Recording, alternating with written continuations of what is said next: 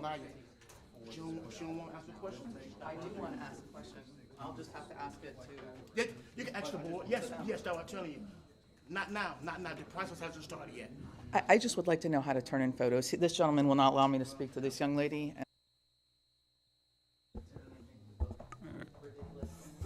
Okay. Yeah. And I just want the ability to speak to her.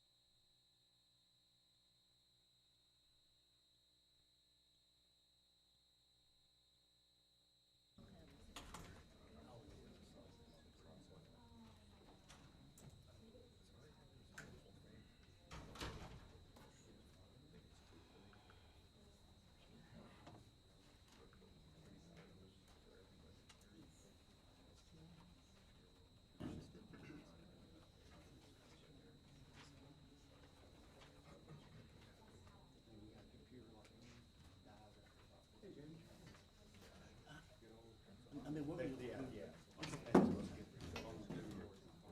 Okay, can you let me know? No, they said I'm gonna tell Kayla to speed. Yes, yes, I'm gonna tell Kayla to speed it up because I tell her, we need to get your stuff done. No, no, no. You should be starting soon.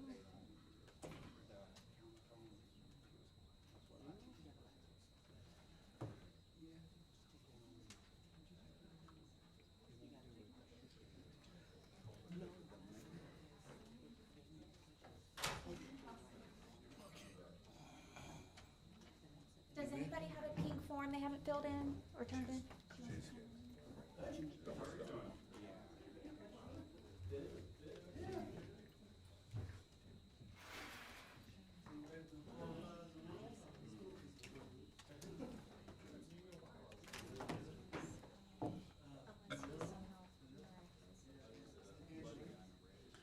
I know. Let's see. I'm gonna let Drew see if we can get this stupid. It's been a long time.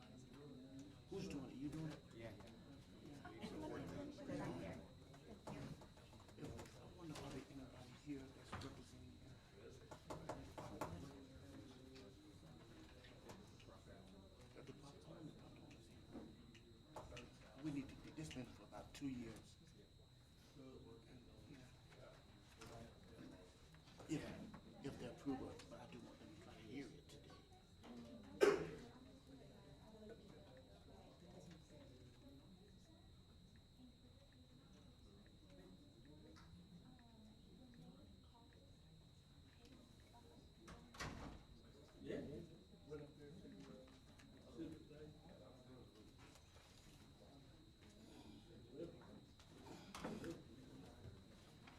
Everybody doing all right this morning? Good.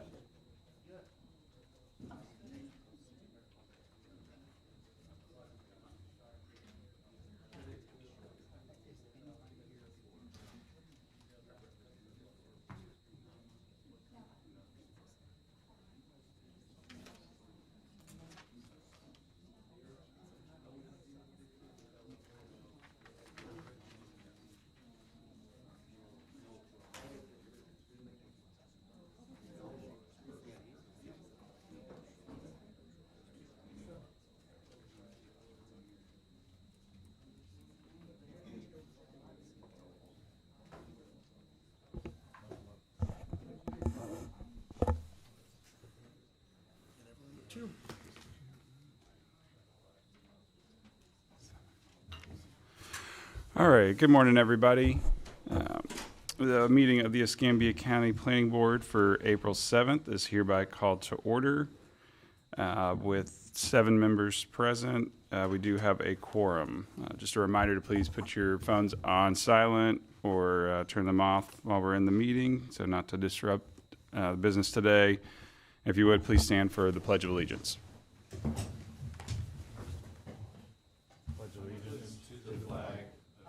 States of America and to the republic for which it stands, one nation, under God, indivisible, with liberty and justice for all. All right, thank you. Do we have proof of publication?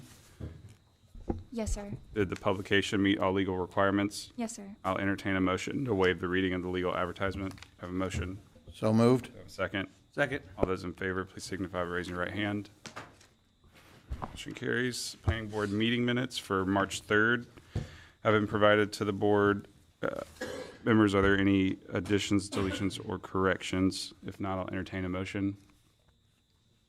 So moved. Second. Motion and a second. All those in favor, please signify by raising your right hand. All right. The Planning Board hearing package for April 7th has been provided to the board members. I'll entertain a motion to accept the Planning Board hearing package and legal advertisement into evidence. Do I have a motion? So moved. Do I have a second? Second. All those in favor, please signify by raising your right hand. Okay. All right. So just some housekeeping for everybody. We are in the regular Planning Board meeting, and the first 4 cases we're going to kind of go back and forth between this meeting and the rezoning meeting, because the items we have on the regular agenda need to happen before the items on the rezoning meeting, and they've got to go in order. So we'll be kind of jumping back and forth. So I just want to give everybody a heads up. But first, we're going to start off with a small scale future land use map application for consideration. It's case SSA 2026-04. This represents a future land use change of 7209 Lillian Highway from MUU mixed use urban flu to P public flu, as requested by Escambia County, the owner of the property. Staff was notice of the hearing sent to all interested parties. Yes, sir. And was notice of the hearing posted on the subject property. Yes, sir. Okay, staff, can I have you present the maps and photographs for this case? Good morning, Planning Board. This is Caleb McCarty, AICP Planner on behalf of Escambia County Development Services. Yes, again, this is a future land use map change from mixed-use urban to public. This is the location of property along Lillian Highway. This is the 500-foot radius zoning map showing the current zoning of a high-density mixed use. The future land use existing is mixed-use urban, and the requested future land use is public. There is a wellhead protection area, 20-year, in the vicinity. This is an aerial showing the existing fire station that is currently on the property. This is our notice of public hearing sign for the future land use change. This is looking south onto the site from Lillian Highway. This is also looking onto the site to get a better view of the building. This is the parking area, the pull-in area on the site. This is looking east along Lillian Highway and northeast from the site across Lillian Highway. Northwest from the site across Lillian and looking west along Lillian. That concludes the maps and photography for this case. All right, thank you very much. This time we'll have the representative for this application. Please come forward, state your full name and address for the record. David, how's it going? David Cordingly, County Architect. I'll just use the facility maintenance, which is 100 East Blunt Street. But I'm here on behalf of the Design and Construction Administration Department, or division within Facility Management.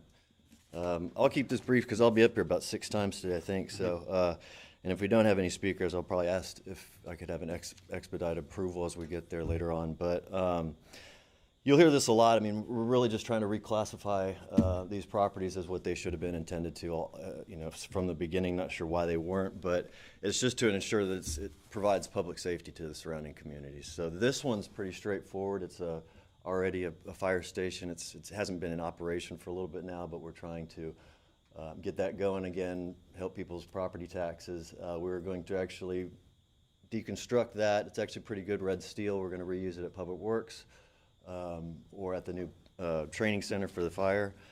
And, you know, as opposed to the findings, being a staff member, I mean, I agree with them. We've been developing this somewhat now. We're engaged with civil engineers, with architects. So, you know, I think the request is warranted. It meets the comprehensive plan. It's consistent with that. The land development code. I mean, the site is already used as a fire station, so the compatibility is pretty straightforward. It's obviously a public benefit. It's essential emergency service and public safety for the surrounding community. And yeah, based on the analysis, you know, I agree with staff. I'll take any questions. Okay. Is there any questions for the speaker or the applicant? Okay, and we did not have any one signed up to speak publicly on this, so board, I'll entertain a motion on this small scale future land. Motion to use map. approve. All right, we've got a motion to approve. We've got a second. Any discussion? All those in favor, please signify by raising your right hand. All those opposed, motion carries. All right, so this will be the first time we're going to adjourn the regular meeting, and we're going to gavel in the rezoning meeting at this time. All right, so this meeting of the Escambia County Planning Board for April 7th is hereby called to order with 7 members present. We do have a quorum. Do we have proof of publication? Yes, sir. Did the publication meet all legal requirements? Yes, sir. I'll entertain a motion to read the legal advertisement. So moved. Got a motion, do we have a second? Second. All those in favor, please signify by raising your right hand. All those opposed. Rezoning meeting minutes from the previous meeting dated March 3rd, 2026 have been provided to the board. Are there any additions, deletions, or corrections? If not, I'll entertain a motion. So moved. Got a motion, do we have a second? Second. All those in favor, please signify by raising your right hand. All right. Rezoning hearing package for April 7th with findings of fact have been provided to the board. I'll entertain a motion to accept the rezoning hearing package with findings of fact and legal advertisement into evidence. Do we have a motion? So moved. We have a second. Second. All those in favor, please signify by raising your right hand. As opposed, okay. Will the court reporter please swear in members of staff? You'll raise your right hand. Do you solemnly swear that the testimony you are about to give will be the truth, the whole truth, and nothing but the truth? All right, and the board has previously qualified staff to offer expert testimony in the area of land use and planning. Does any board members have any questions regarding their qualifications and ability to offer expert testimony? All right, seeing none. At this hearing, the planning board is acting under its authority to hear and make recommendations to the Board of County Commissioners, the BCC, on rezoning applications. These hearings are quasi-judicial in nature, and these hearings are like evidentiary hearings in a court of law, however less formal. All testimony will be given under oath, and anyone testifying before the planning board may be subject to cross-examination. All documents and exhibits that the planning board considers will be entered into evidence and made part of the record. Opinion testimony will be limited to experts, and closing arguments will be limited to the evidence in the record. Before making our decision, the planning board will consider the relevant testimony, the exhibits entered into evidence, and the law. Each individual who wishes to address the planning board must complete a speaker request form and submit it to the planning board clerk. These forms are on the table in the back of the room, and you will not be allowed to speak until we receive a completed form. Please note that only those individuals who are present and give testimony on the record at this hearing before the planning board will be allowed to speak at the subsequent hearing before the Board of County Commissioners. At that time, no new evidence may be presented at the BCC. Therefore, all testimony and evidence must be presented here today.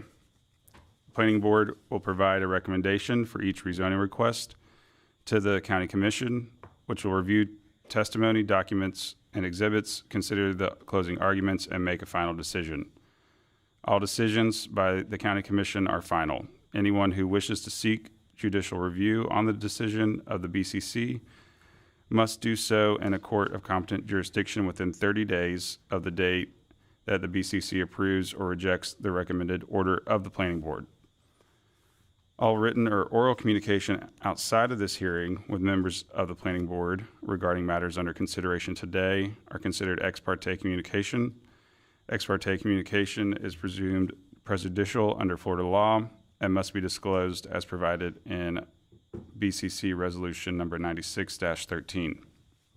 As each case is heard, I will ask that any board member who has been involved in any ex parte communication to please identify themselves and describe the communication. As required by Section 2-7.2 of the Escambia County Land Development Code, the Planning Board's recommendation to the BCC shall include consideration of the following approval conditions. The approval conditions: the applicant has the burden of presenting competent, substantial evidence to the reviewing board establishing that the requested zoning district would contribute to or result in a logical and orderly development pattern. The appropriate surrounding area within which uses and conditions must be considered may vary with those uses and conditions, and not necessarily the same area required for mailed notification. A logical and orderly pattern shall require demonstration of each of the following conditions. A, consistent with comprehensive plan. The proposed zoning is consistent with the future land use FLU category as prescribed in LDC Chapter 3, and with all other goals, objectives, and policies of the comprehensive plan. If the rezoning is required to properly enact a proposed FLU map amendment transmitted for state agency review, the proposed zoning is consistent with the proposed FLU and conditional to its adoption. B, consistent with zoning district provisions. The proposed zoning is consistent with the purpose and intent and with any other zoning establishment provisions prescribed by the proposed district in Chapter 3. C, compatible with surroundings. All the permitted uses of the proposed zoning, not just those anticipated by the rezoning applicant, are compatible as defined in Chapter 6 with the surrounding uses. The uses of any surrounding undeveloped land shall be considered the permitted uses of the applicable district. Compatibility is not considered with potential conditional uses or any non-conforming or unapproved uses. Also, in establishing the compatibility of a residential use, there is no additional burden to demonstrate the compatibility of specific residents or activities protected by fair housing laws.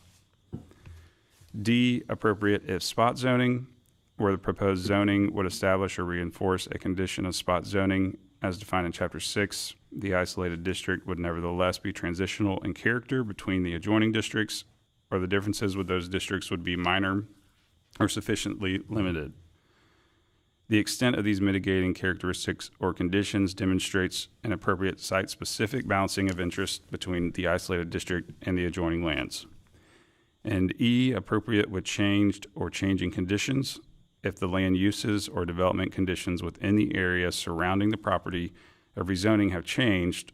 The changes are to such a degree and character that it is in the public interest to allow new uses, densities, or intensities in the area through rezoning.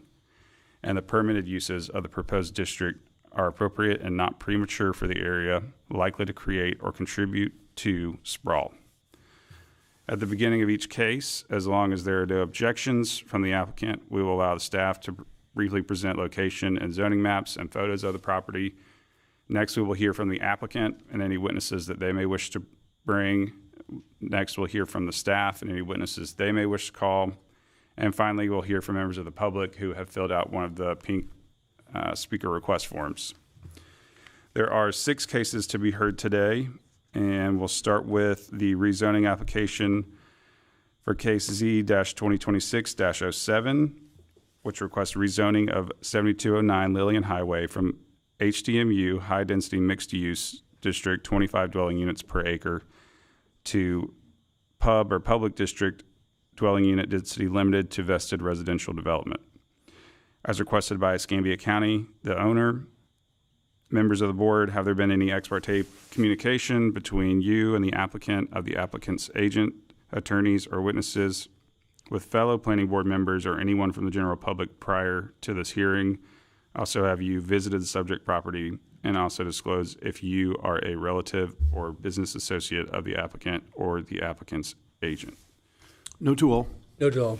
No to all. No to all. No to all? No to all. No to all.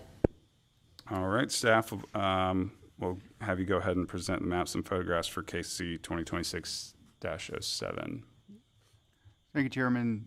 Caleb McCarty, again, Development Services. This is a location map along Lillian. This is the 500-foot radius zoning map. The zoning is high-density mixed use.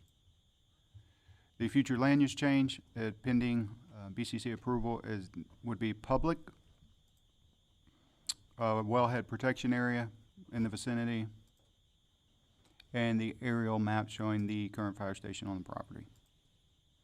This is our notice of public hearing sign that we placed on the property.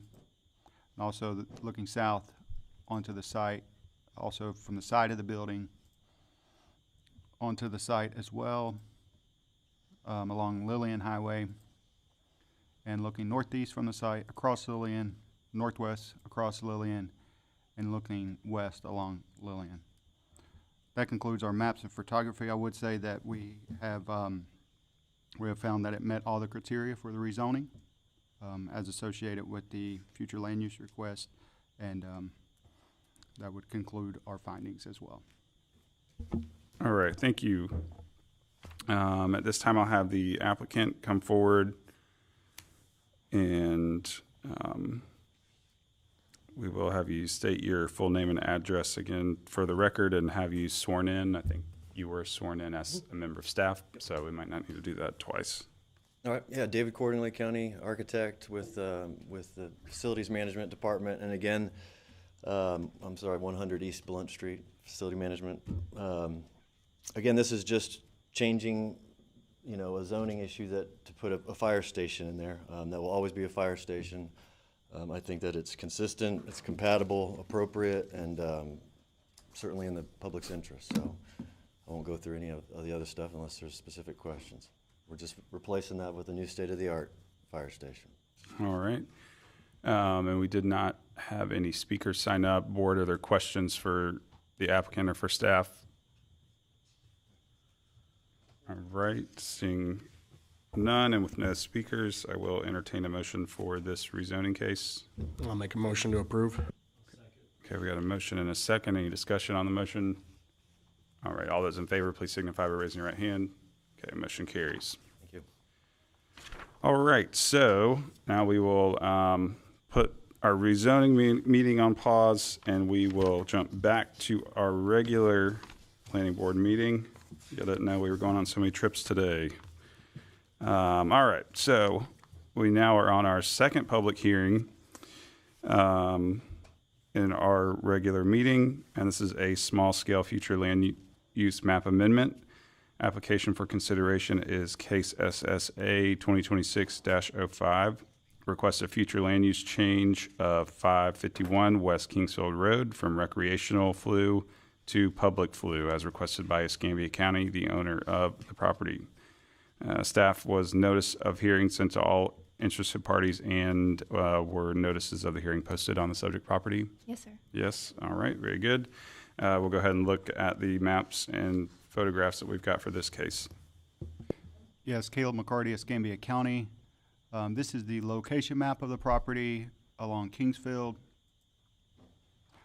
The 500-foot radius zoning map, the current zoning of the property is recreational.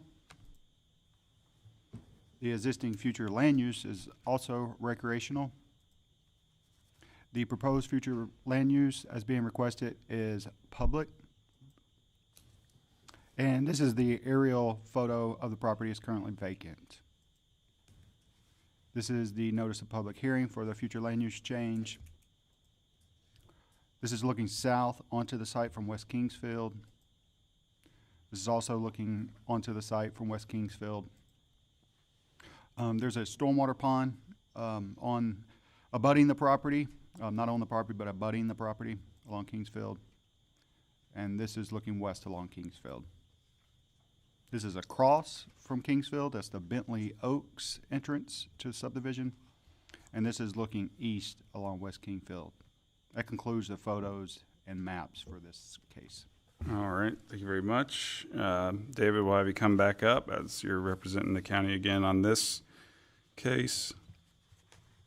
Yes, David Cordingley, County Architect, Facility Management. This is just another location that the county has identified with the increase with the schools. I think you have Kingsfield Elementary School and Ransom Middle School there. And just with the large influx of single-family homes, this just seemed an ideal location. It's consistent with the comprehensive plan. And the proposed public zoning, I think, aligns with the public future land use. It's consistent with the land development code. Transportation, traffic, they have no issues with it. It's compatible with its surrounding use. Those include low density and mixed use, low density residential. So there is a need, I think, for public safety, an increase in public safety here. This request does all these constitute spot zoning, but I think it's justified. The designation supports logistical and orderly development of public services, and kind of keeps those properties so that they can only be public services and not sprawl or development. Yeah, just from the experience of the growth in that new area, I think that we agree with all of the staff's findings. It's an essential service that will support the local area. So with that, and it's at the same development as all the other ones. We have it surveyed. We have all these properties. We do the survey, the tree survey, invasive species, other kind of species, identifying all that. We're working with civil engineering right now to see, the county actually owns that pond, controls that, so we're wondering if we can just minimize actually putting another one, make it deeper, but we're still in those design talks, early stages. So that's all I have for you. All right. Thank you very much. Any questions for the applicant? All right, we did not have any public speakers on this either, so if there's no questions for staff or the applicant, then I will entertain a motion. I'll move to approve the small map amendment. All right, kind of motion. Do we have a second? Second. All right, all those in favor, please signify by raising your right hand. All those opposed? All right, so that moves forward. And we will put a pause on the regular meeting, jump back to the rezoning meeting for our second rezoning hearing for case number Z 2026-08. Request rezoning of 551 West Kingsfield Road from Recreation District Dwelling Unit Density Limited to Vested Development to Public District Dwelling Unit Density Limited to Vested Residential Development as requested by Escambia County, the owner. Members of the board, have there been any ex parte communication for you on this case? If you would, we'll go ahead and start. No to all. No to all. No to all. No to all. No to all. No to all. No to all. All right, staff, if we could have the maps and photographs for KC 2026-08. Yes, this is the location map showing the subject property along Kingsfield. The zoning of the property is recreational. The future land use pending would be assigned public. The site is currently vacant, as shown here. This is our notice of public hearing sign for the rezoning placed on the property. South on the site from Kingsville. This is looking south on the site from Kingsville. The abutting stormwater pond along Kingsville. Looking west along Kingsville. Looking across Kingsville from the site. And looking east along West Kingsville.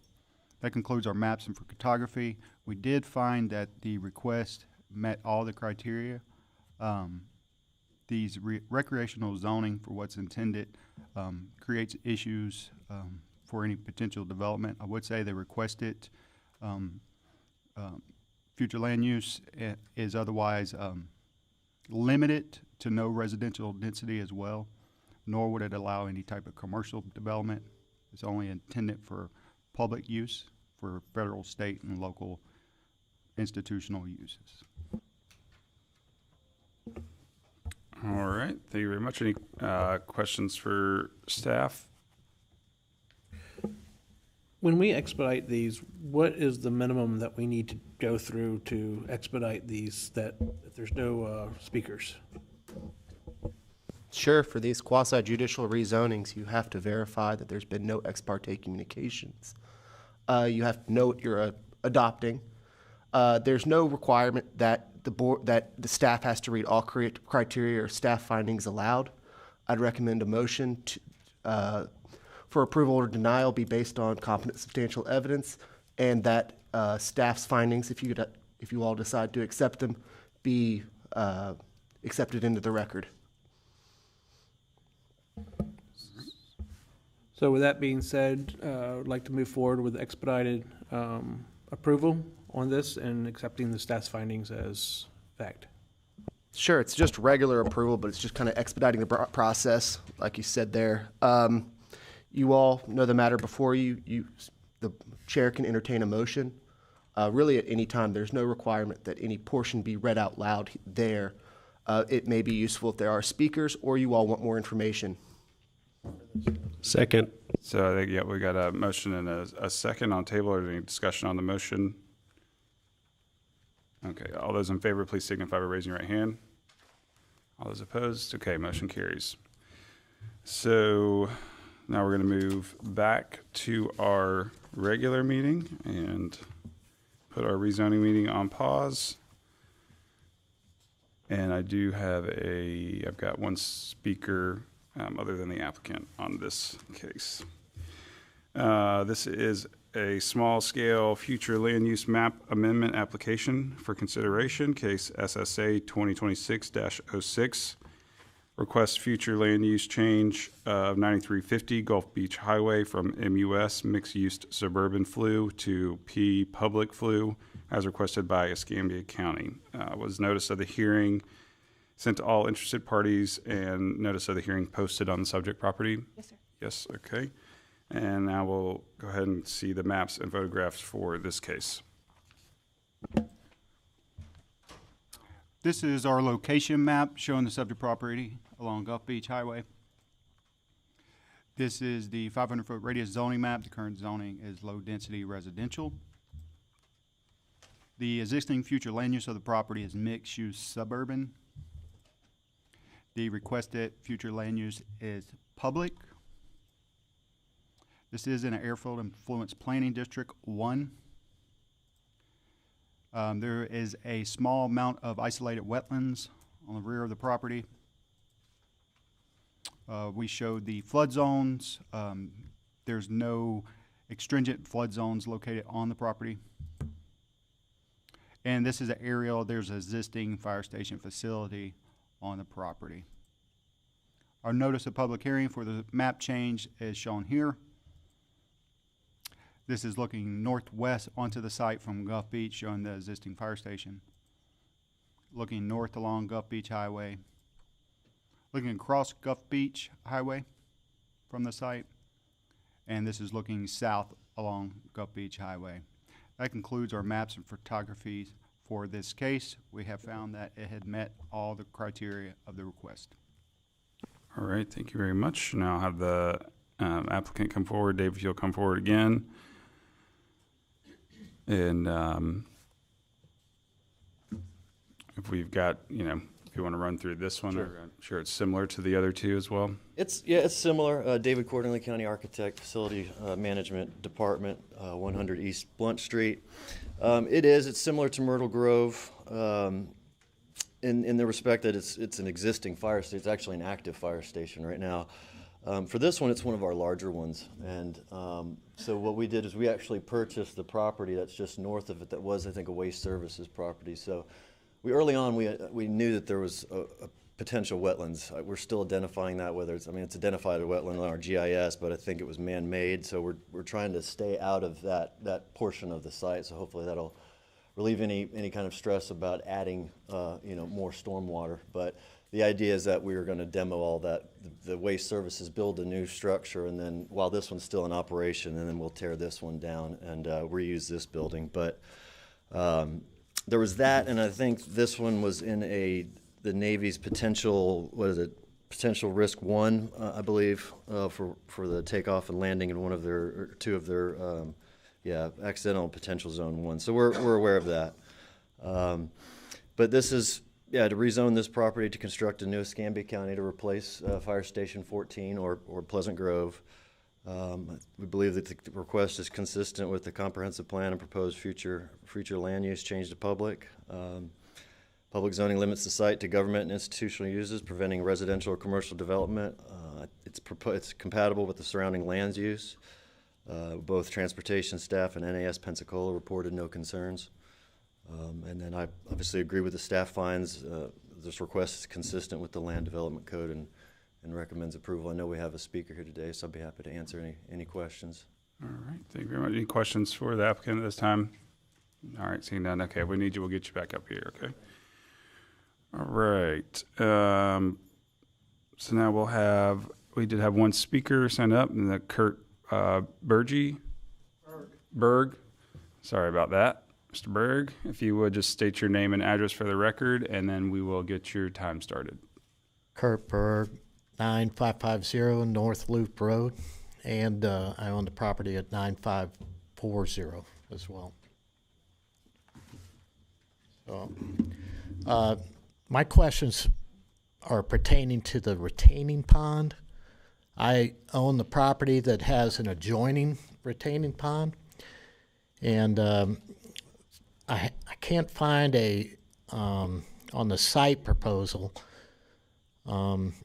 if there's going to be an extension of that retaining pond, because that's going to affect my pond as well. Plus, I'm a little concerned with the extended footprint of the concrete and stuff like that. If that retaining pond is going to have to be extended, and if so, what that process is. That's all the questions I have. I gotcha.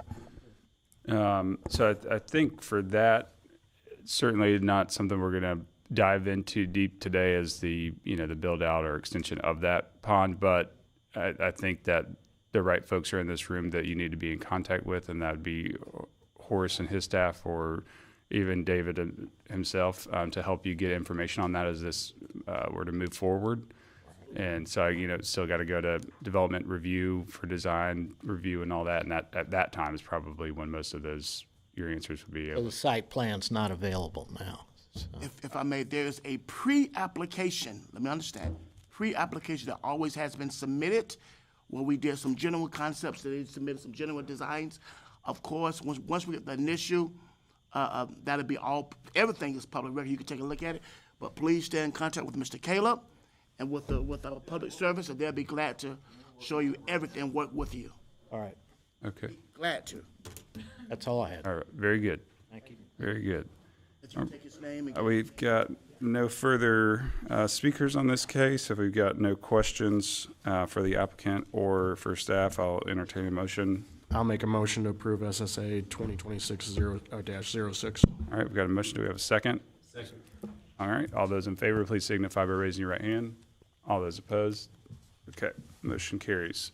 So we will actually adjourn our regular meeting now, and we'll go back to our rezoning meeting where we will stay the rest of this morning. So we are on to our third rezoning case, and this is case number Z 2026-09, request rezoning of 9350 Gulf Beach Highway from LDR Low Density Residential District, 4 dwelling units per acre, to PUB Public District Dwelling Unit Density Limited to Vested Residential Development as requested by Escambia County. Members of the board, have there been any ex parte communication between you and the applicant, of the applicant's agents, attorneys, or witness? Fellow planning board members, have you visited the subject property and disclosed if you're also a relative, business associate of the applicant or the applicant's agent? Steve Obelenik from NAS Pensacola. I did provide comments on this. No at all. No, but I drive by it about every day. Not all. No to all? No to all. No to all. All right. Staff was notice of the hearing sent to all interested parties and notice of the hearing posted on the subject property. Yes, sir. Great. Can we have maps and photographs for case Z 2026-09? Yes, this is the location along Gulf Beach Highway. The current zoning of the map is low-density residential. The future land use pending would be public. This is in Airfield Influence Planning District 1. This is again showing the wetlands on the rear of the property. Flood zone map is provided as well, and the aerial map showing the existing fire station. This is the required notice of public hearing we placed on the property. Looking northwest at the existing fire station, looking north along Gulf Beach, looking across Gulf Beach from the site, and looking south across Gulf Beach. That concludes our maps and photography. For a summary, we found that it did meet all the criteria for the request. I would say that from our purposes for these type of rezonings, facilities may have plans, as indicated from a submittal recently for a new fire station. The current zoning in these type of situations, it creates issues when it comes to these public type of uses for expansion. The low density residential, it's not necessarily compatible with what's currently being used for. So it's corrective in action, and we found that it has met all those criteria for this request again. Mr. Speaker, if you don't have any public input, I'd like to move along and. Yeah, we did have Mr. Burge, but I think he's okay. Okay, very good. We do not have any speakers. I'd like to make a motion to approve Z 2026-09. Second. And the staff's findings as fact. Okay, and second still stands? Yep. All right, we've got a motion and a second. All those in favor, please signify by raising your right hand. All those opposed? Okay, motion carries.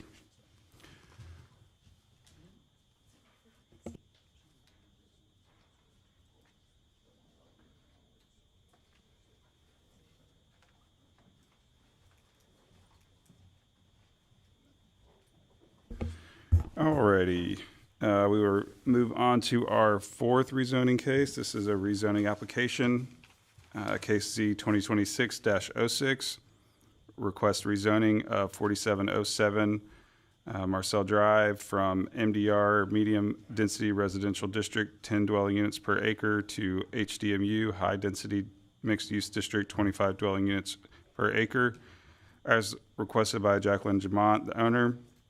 Members of the board, have there been any ex parte communication on this case we're about to hear? No to all. No to all. No to all. No to all? No to all. And no to all. All right, great. Staff was notice of the hearing sent to all interested parties and hearing posted on the subject property. Yes, sir. Great.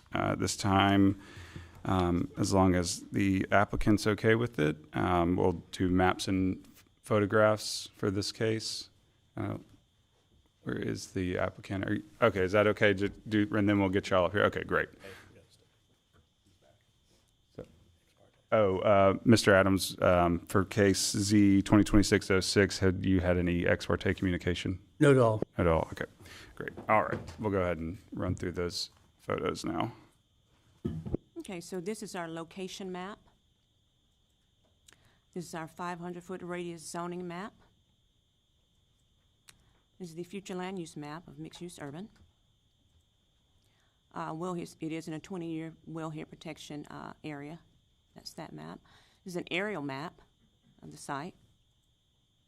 It's our notice of public hearing sign. It's looking west onto the site from Marseille. This is northwest from Marseille, looking at the site. And this is north along Marseille Drive. Northeast from the actual site of Marseille. East across from Marseille. And this is south along Marseille Drive. South along Marseille Drive again. And that concludes our maps. All right, thank you very much. And this time I'll have the applicant and their representatives go ahead and come forward. And just a reminder for all the speakers and applicants that we are back in our quasi-judicial meeting, and so we will have everybody swear in under oath for all their testimony. So good morning, and if you would, just state your full name and address for the record, and we'll have you sworn in. Jacqueline Jamot, 4707 Marcel's Drive. All right, great. And then did you receive a copy of the rezoning hearing package with findings of fact? Yes. Okay. And you understand that you have the burden of providing by substantial competent evidence that the proposed rezoning is consistent with the comprehensive plan, furthers the goals, objectives, and policies of the comprehensive plan, and is not in conflict with any portion of the county's land development code? Yes. All right. Floor is yours.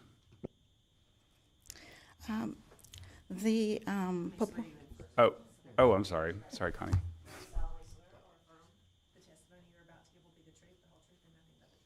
Yes.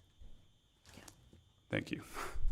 The proposal for the rezoning is from medium density residential to HDMU.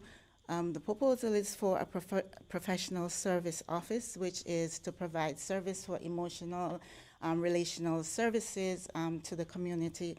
The future land use is stated as MUU, and so part of that is really to analyze the compatibility, which is for mixed residential and non-residential, which falls within the professional services. The Escambia County Land Development Code provides additional guidance to analyze this compatibility. The Section 316 states that location criteria within the zoning district, it would be a small-scale dispersed neighborhood with mixed residential and non-residential use. The services for professional service office offering individual, couples, and family for relational, emotional, and behavioral therapy, as well as educational services for supervision to intern therapists, which intended as a daily necessity. The requested amendment for the HDMU zoning district, which is aligned with anticipation for the HDU, we have to the joining the church, which for the appraisal of the property, it is coded as church. That is along the south of, there is a vegetation which will serve as a buffer for the residential. In addition, Section 223 of the Design Standard Manual state the buffer will protect the low intensity use for the higher intensity use to provide the aesthetic attraction barrier for the use that is being proposed. The proposed rezoning of approximately 0.55 acres consisting of medium density residential to high density mixed use will not result in any zoning conflict with existing use as established in the analysis. The rezoning will potentially allow local residents access to neighborhood professional service, which includes the individual couples and families for emotional, relational and behavioral therapy, as well as for educational, for supervision for intern therapists. It is in close proximity to homes and in turn also commercial services. And so with that, I'm proposing for consideration for, as it is considered for mixed use urban. All right, thank you very much. Are there any questions for the applicant from the board? All right, I'm not seeing any. If we do need to get you back up here, we certainly will, okay? Thank you very much. All right, so at this time, we will move on to the staff's presentation. Sure. So we're going to go through the criterion and staff findings of this rezoning. I'm sorry, my name is Kim Wilson, urban planner. Starting with criterion A of the Land Development Code, consistent with the comprehensive plan. Staff finds that, in the findings, that in Escambia County Comprehensive Plan and its implementing document, the Land Development Code, the county must consider the issue of compatibility of adjacent uses in determining the suitability of the development projects. High-density mixed use is an allowed zoning category for uses and density within the mixed-use urban. However, the comprehensive plan prohibits incompatible development. In section 3.04, compatible development is defined as: incompatible development is new development proposed to be constructed next to existing development, wherein the proximity of the two kinds of development would each diminish the usefulness of the other or would be detrimental to existing operations. The incompatibility, can arise from either land use or structure size and design. Compatible development is new development proposed to be constructed next to existing development in which the proximity of the two kinds of development would each complement or enhance the usefulness of the other. The intensity of the proposed rezoning requested is compatible with low-impact, low-intensity residential development along Marseille Drive. Infill development is defined as development of new housing or other land uses on vacant or underutilized land in existing development areas, which focuses on the reuse and repositioning of obsolete or underutilized buildings and sites. Per the definition of the comprehensive plan, staff found that the rezoning requested of HDMU is not consistent with the comprehensive plan due to the existing single-family residential uses that abut the subject property. We have a zoning map that will show that if you see the zoning map. The property does not meet the definition of infill development because of the high-density mixed use allowed by HDMU zoning district. As stated in House 1.4, the rezoning requested would allow more intense residential and commercial development that would not protect the character of the existing residential neighborhood. On to criterion B, consistent with the Land Development Code. Staff finds that the proposed rezoning of the subject parcel from medium-density residential to high-density mixed use is not consistent with the intent and purpose of the Land Development Code. The current MDR zoning is intended to provide for residential neighborhood development at moderate density with well-connected streets and urban pattern greater than low-density residential districts. Surrounding the parcels are predominantly medium-density residential, and the subject property is adjacent to a medium-density residential zone parcel. The requested rezoning would increase the density from 10 dwelling units per acre to 25 dwelling units per acre, a significant and substantial change. According to Section 3-2.9F of the Land Development Code, high-density mixed-use zoning is appropriate only in mixed-use suburban, mixed-use urban, or commercial future land use categories. In areas where intermixing of uses is established, future uses are uncertain, or redevelopment is likely.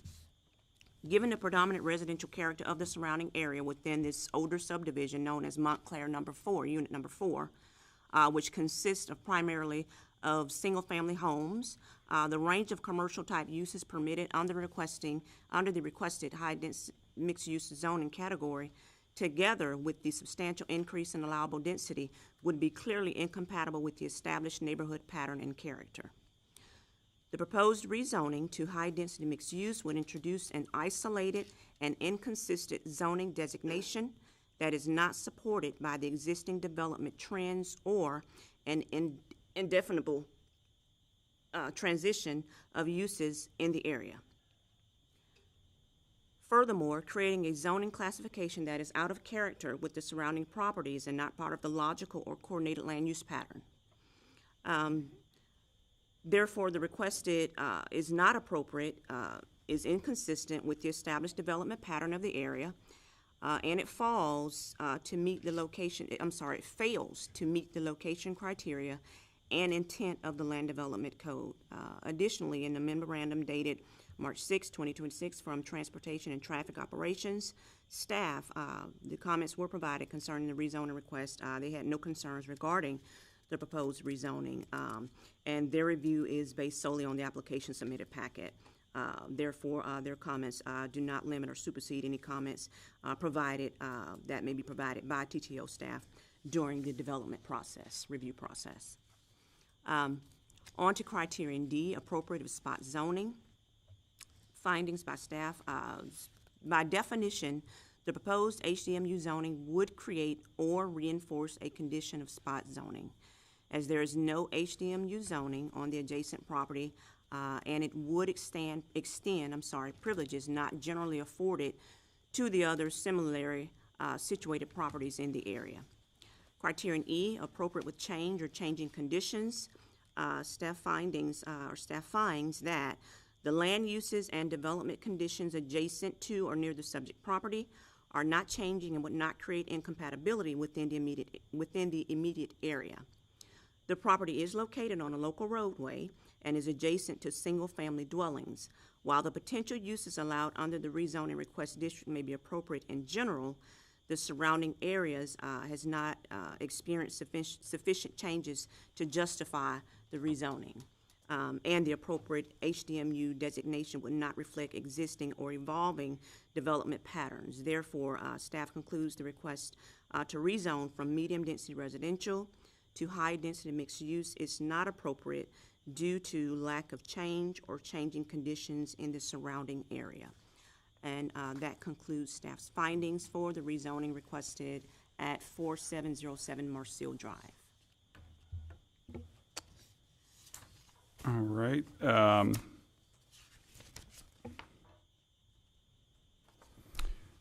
there any questions for staff's presentation from the board? Yes. When I was reviewing this, I got to ask Kim or Horace, how did we get here?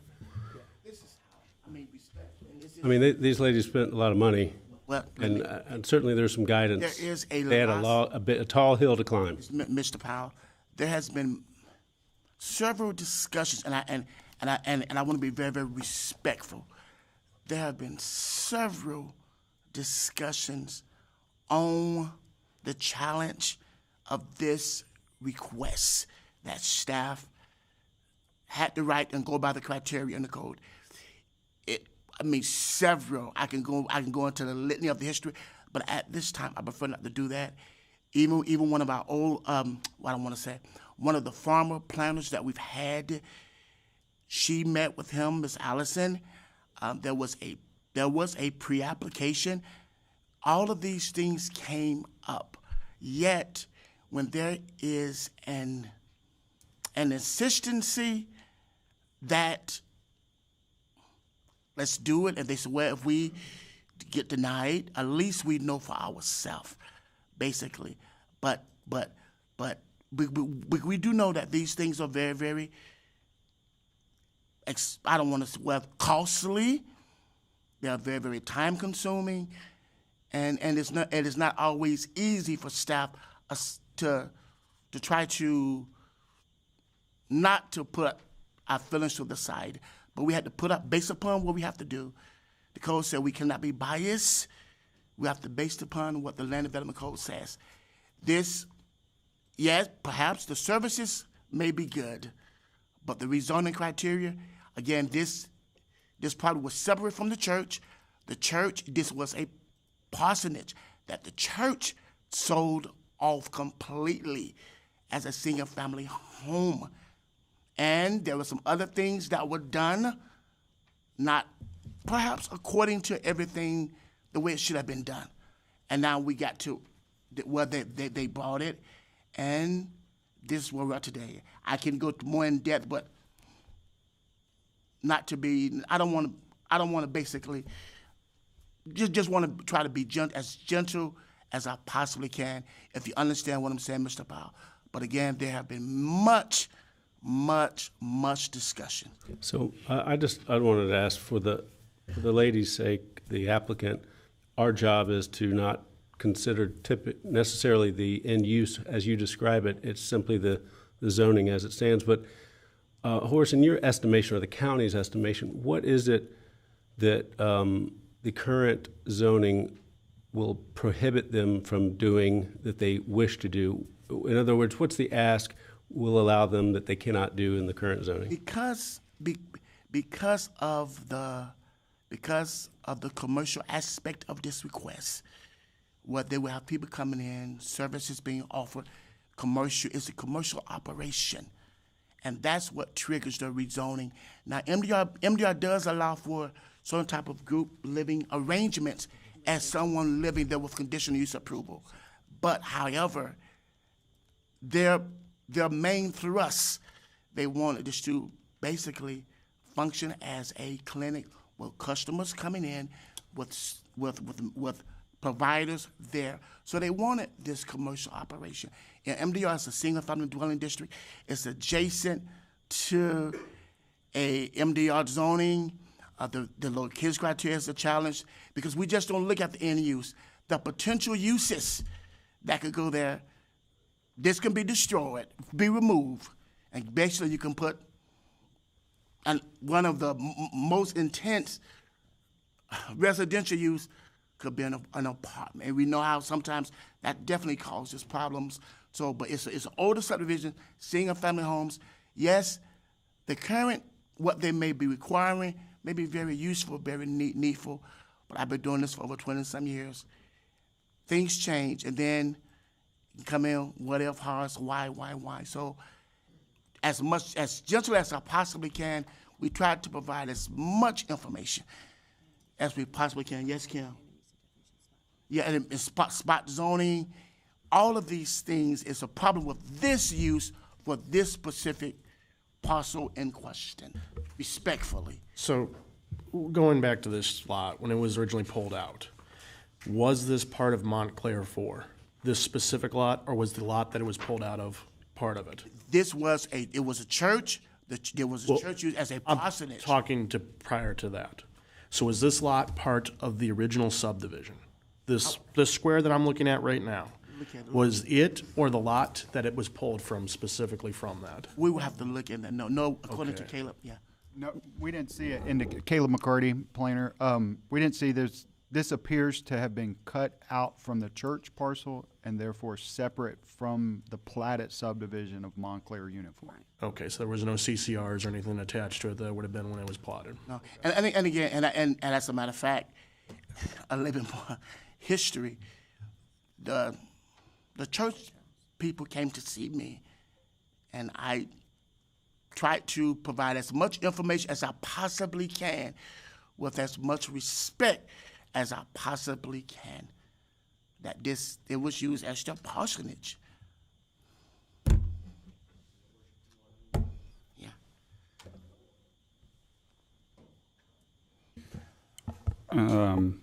I do have a question. What was, unless I'm just blind or missed something, what was your findings on criterion C?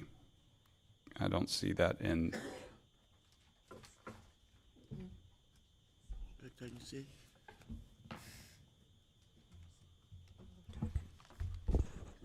The clerk pointed out that criterion C may have been a scrivener's error between the findings of criteria D. Okay. The third paragraph, I believe, is the beginning of criteria C. And the criteria appears to have been left out in absence. So what question is C? Surrounding uses. Surrounding uses. So basically that was a scrivener, but we could correct that. Surrounding uses is predominantly single family homes. Yeah, it was. Right, not appropriate and inconsistent. Yes. Yeah. That's it, Mr. Powell. All right. Yes, sir. Gotcha. And if we can, we'll fix that going forward. Just make sure. Yes. Okay. Yes, sir. Thank you. All righty. All right, we do have a couple speakers that have signed up here. So for those members of the public who wish to speak on this matter, please note that the planning board bases our decision on approval conditions and exceptions described in section 2-6.8 of the Escambia County Land Development Code. So if you will, please limit your testimony to the approval conditions and exceptions described in section 2-6.8. And also note that those individuals who are present and give testimony today on the record at this hearing before the planning board will be allowed to speak at the subsequent hearing before the BCC. So if you would like to speak on this case or any case as we move forward, you must speak today to be able to speak at the county commission meeting as well. All right, so I've got Cynthia Wells. If you would please come forward, state your name and address for the record, and we'll have you sworn in, and then we'll start your time. Good morning, everyone. My name is Cynthia Wells, and my address, my personal address is 7920 Melbourne Avenue, Pensacola, Florida, 32534.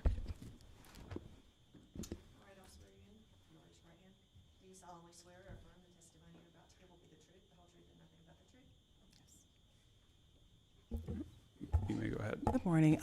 Dr. Jacqueline Herb, this facility that she recently purchased with the church property, we're not trying to open up a clinic. We're just trying to do a private counseling service for our community. This property was adjacent to a church, which would be very conducive to having a mental health therapist office there with the church.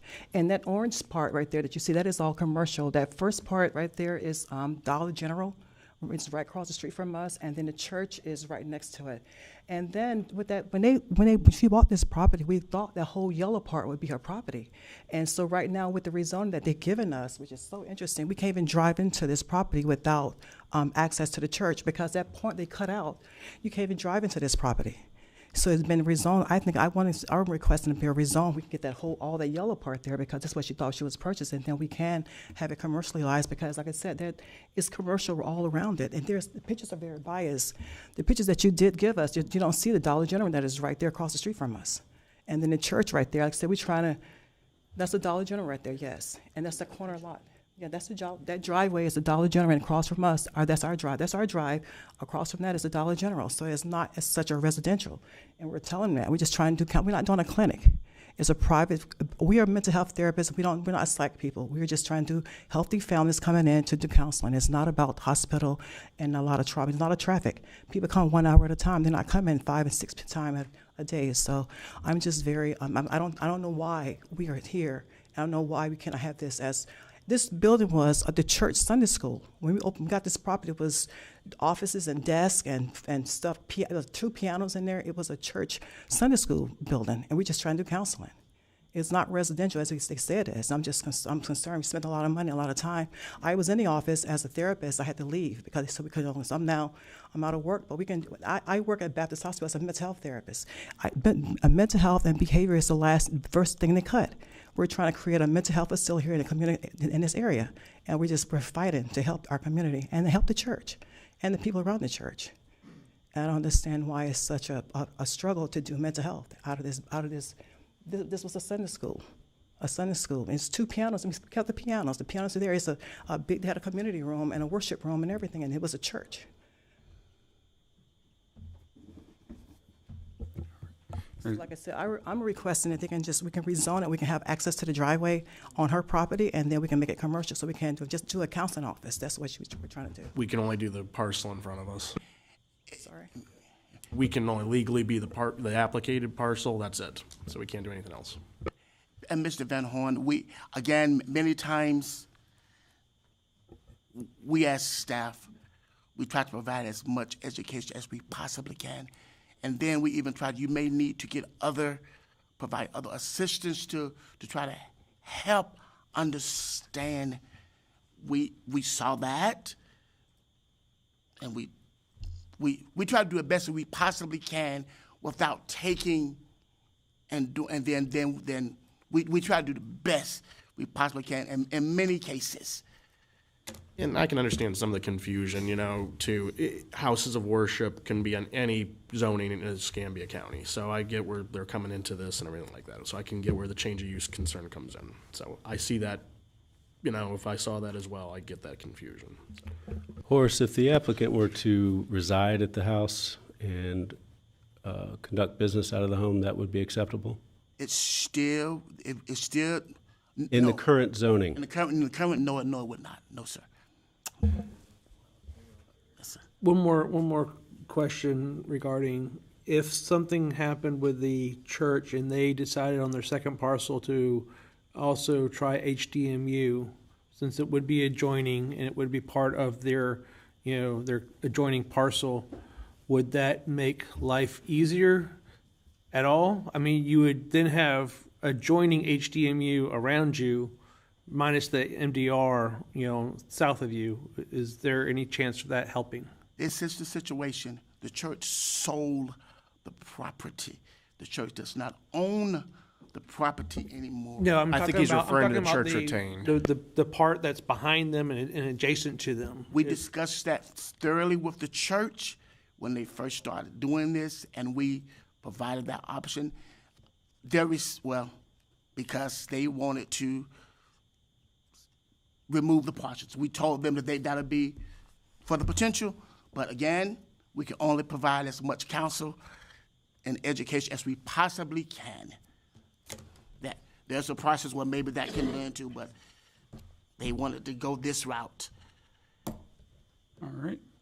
We do have one last speaker, Elizabeth Hoffner. If you would please come forward and state your name and address for the record and be sworn in.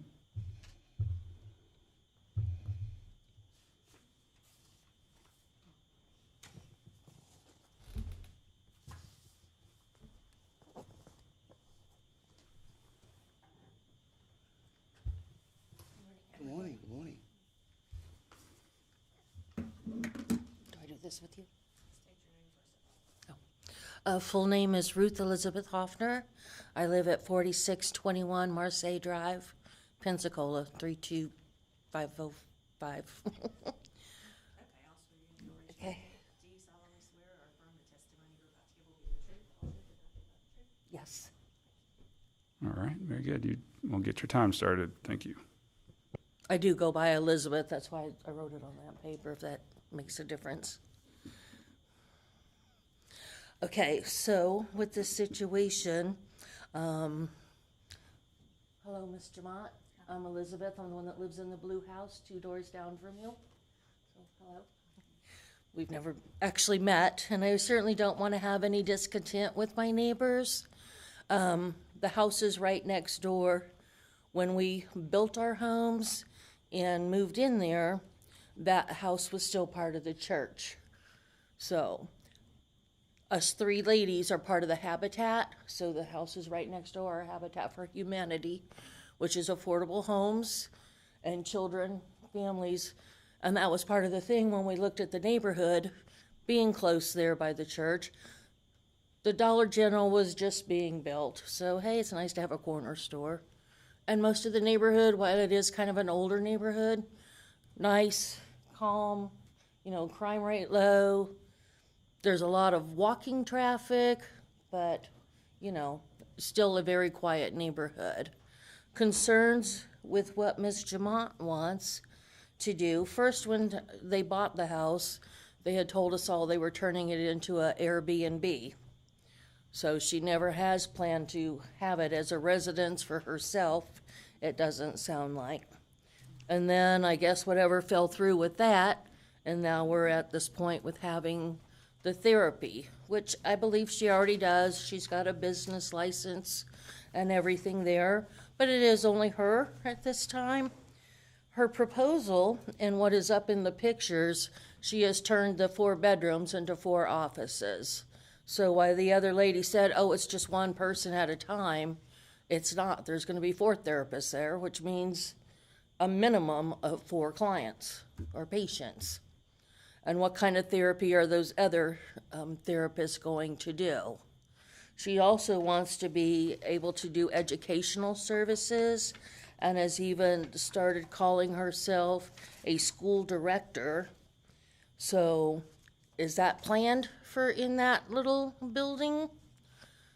The driveway for her is across the street from another house. It's not directly across the street from the Dollar General. But the concern is, 1, taxes will go up if that becomes commercial for us in the immediate neighborhood.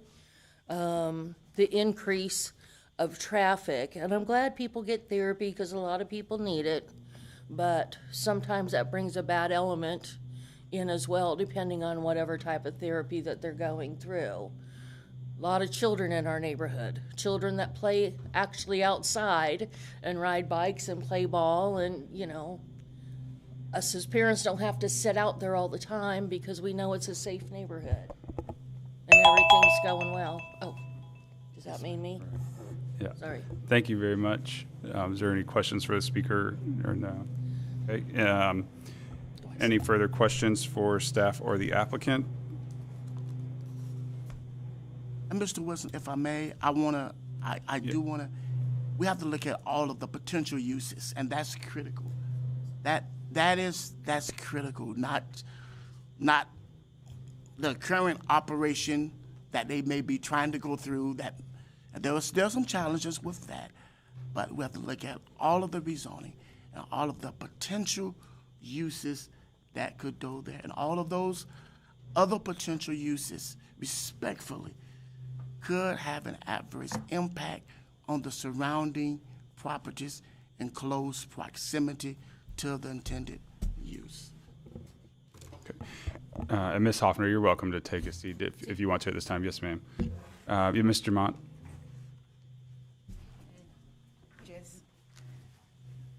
Regardless of what may be the decision here today, I want to ensure a level of integrity. At no point in time was there ever a discussion for A, B, and B. I don't even know what that is. So at no point in time was that ever discussed. I am a licensed marriage and family therapist. I'm a school director. I worked with the Toro University, which is an online program.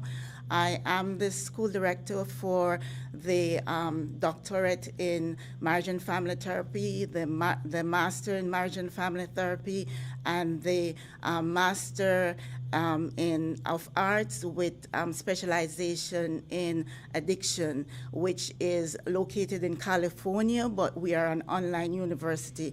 So in terms of my profession, stated as a school director, that is what is being referred to. So at no point in time was there intent to do school director at 4707 Marseilles Drive. And as stated, and I repeat, at no point in time was there ever a discussion or stated A, B, and B. I don't know what that is. I go with my profession.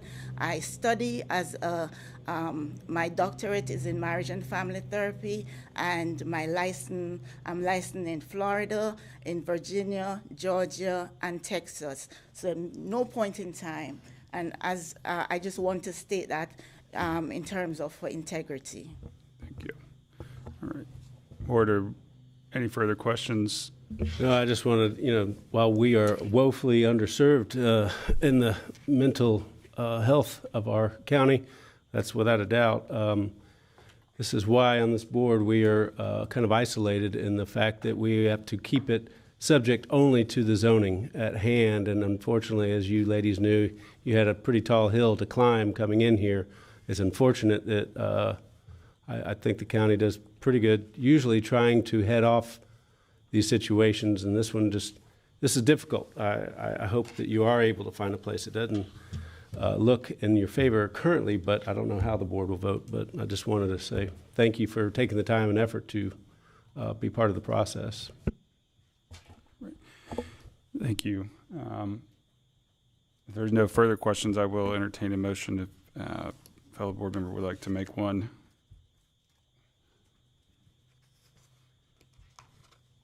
Well, unfortunately, I'll make the motion to take the staff's findings in effect and deny the request for rezoning.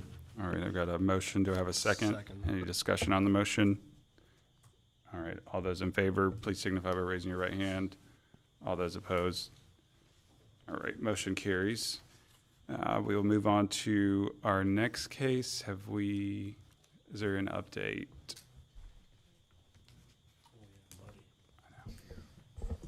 At this time, I do not see the applicant. Andrew Homer coming to have some comments on that. All right.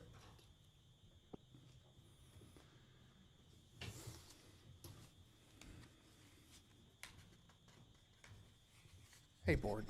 Andrew Homer, Development Services. I received a call from Mr. Page, the agent, this morning, but prior to the meeting, he was in an accident, and I don't believe he's going to be able to make it. We're going to have to look at moving this to next month.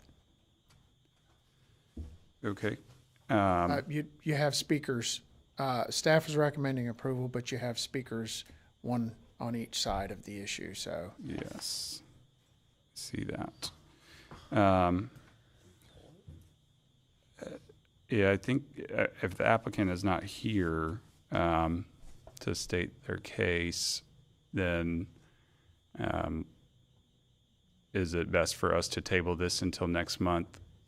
I think you have a couple of options here. You could hear evidence and then continue it for the vote or further discussion, or you could postpone everything entirely. Okay. Board, I will take direction from what this board wants to do. I would think out of respect for the people that did make the trip here, we listened to their say. I don't know if that dilutes or waters down their argument if we then continue it into next month. How can we hear and weigh comments if the applicant is not here to answer to them? What you could get on the, I'm sorry. Well, I was going to say what you could get on the record is the comments from the public. If they weren't able to make it next month, you'd at least have that on your record. Mm-hmm. Obviously, the applicant is not here to refute or cross-examine anything they say and isn't here to make his own case. So I guess it's at your discretion. And I would agree with that. It's discretion of the board. The applicant, while maybe not his choice not to be here, the board could proceed with hearing testimony should it choose to do so. It's discretion of the board.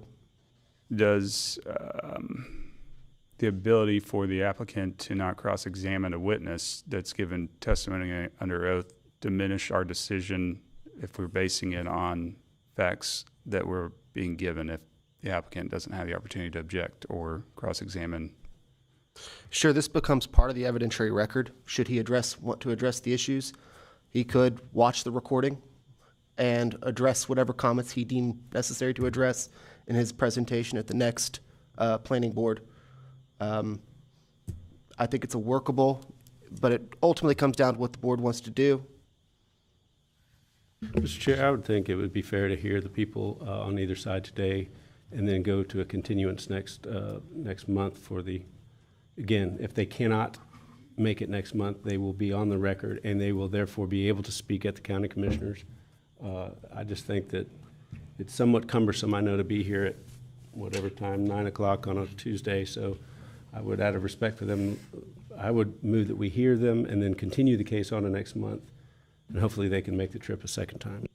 All right, so we've got a motion to hear speakers for this case today with knowing that we will have a continuance of that case into next month. Is there a second? Do we want to ask the speakers their desire before we make a decision for them? Sure, we sure can. I cannot read the, yes. Mr. Thomas and Miss Hilda, are y'all wanting to speak today, or would you be available to, okay. All right, so that's two, and then I've got Mr. Scott Bell as well. You'd like to speak today or wait till next month? Okay, all right. Mr. Rushing? That's good. I mean, I'll second that then. Okay, we got a second, a motion and a second. All those in favor, please signify by raising your right hand. All right, so the motion carries. So we've got a rezoning application for consideration, case Z 2026-10, rezoning request of the 5200 block, 5203 and 5209 West 9 Mile Road from low density residential district LDR 4 dwelling units per acre to commercial district 25 dwelling units per acre as requested by Buddy Page, the agent for Yvonne Hahn, Desi Arita Hahn Lindsay, and Timothy Lindsay, the owners. Have board members, has there been any ex parte communication on this case Z 2026-10? No to all. No to all. No to all. No to all. No to all. No to all. No to all. Staff was notice of the hearing sent to all interested parties and notice of the hearing posted on the subject property. Yes, sir. All right. And we'll now take a look at the maps and photographs for case C 2026-10. Thank you, Caleb McCarty, for Escambia County. This is our location map showing the properties along West 9 Mile Road. This is the 500-foot radius zoning map. The current zoning assigned of the property is low-density residential. The future land use map shows the property as mixed-use suburban. And this is an aerial photo of the properties. This is the notice of public hearing sign we placed on the property. Since there were a couple properties, we have placed 3 as required. This is looking south onto the site. There is an existing house, I believe, there. This is also looking south to try to capture the surrounding uses. Through there, you see apartments abutting the property. That's fine. This is looking east along 9 Mile Road. And this is looking across 9 Mile Road. Looking west along 9 Mile Road. And that concludes our maps and photos for this case. All right. Board, how do we want to proceed with this? Do we want staff to go through their findings, or would you rather hold off on hearing findings from either the applicant or staff until next month? What's the best way you'd like to move forward with this?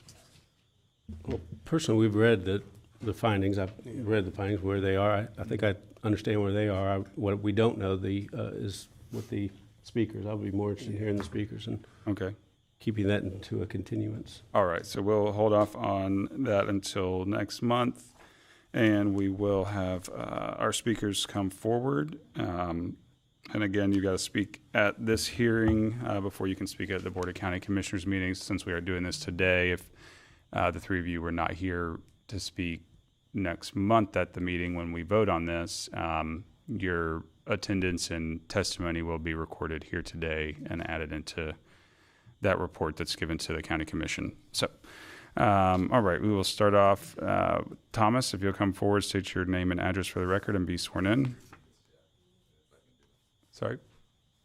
Thomas Kilstadius, 120 Kokomo Road, Pensacola, Florida, 32534.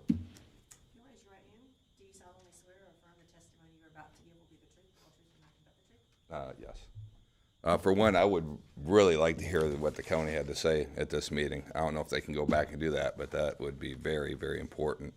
We own property on the other side of the power line to this property.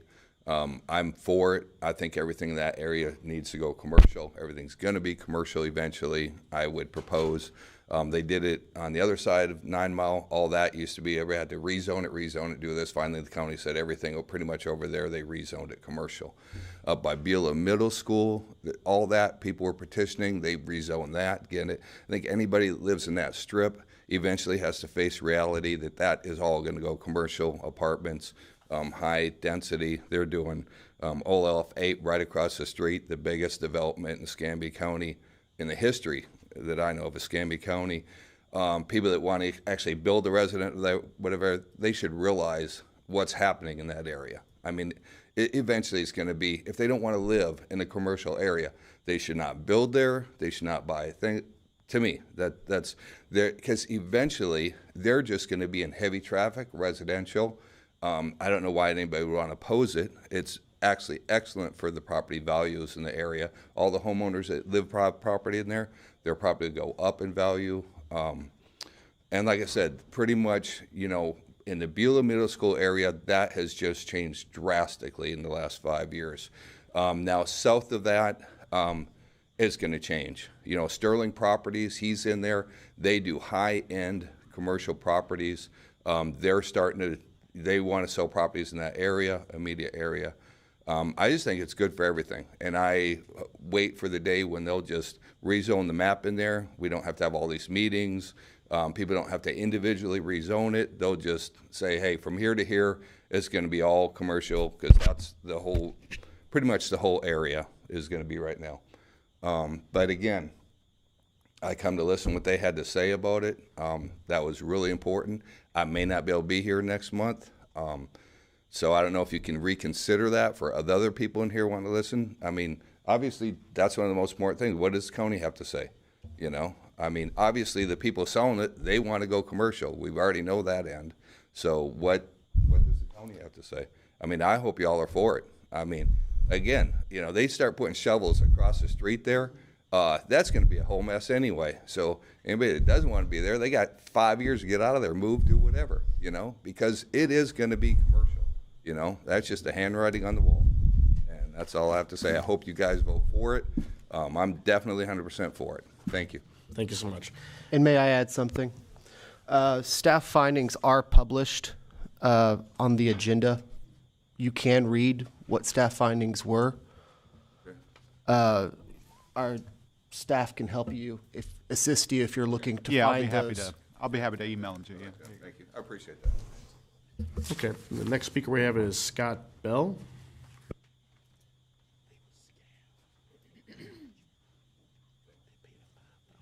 Good morning.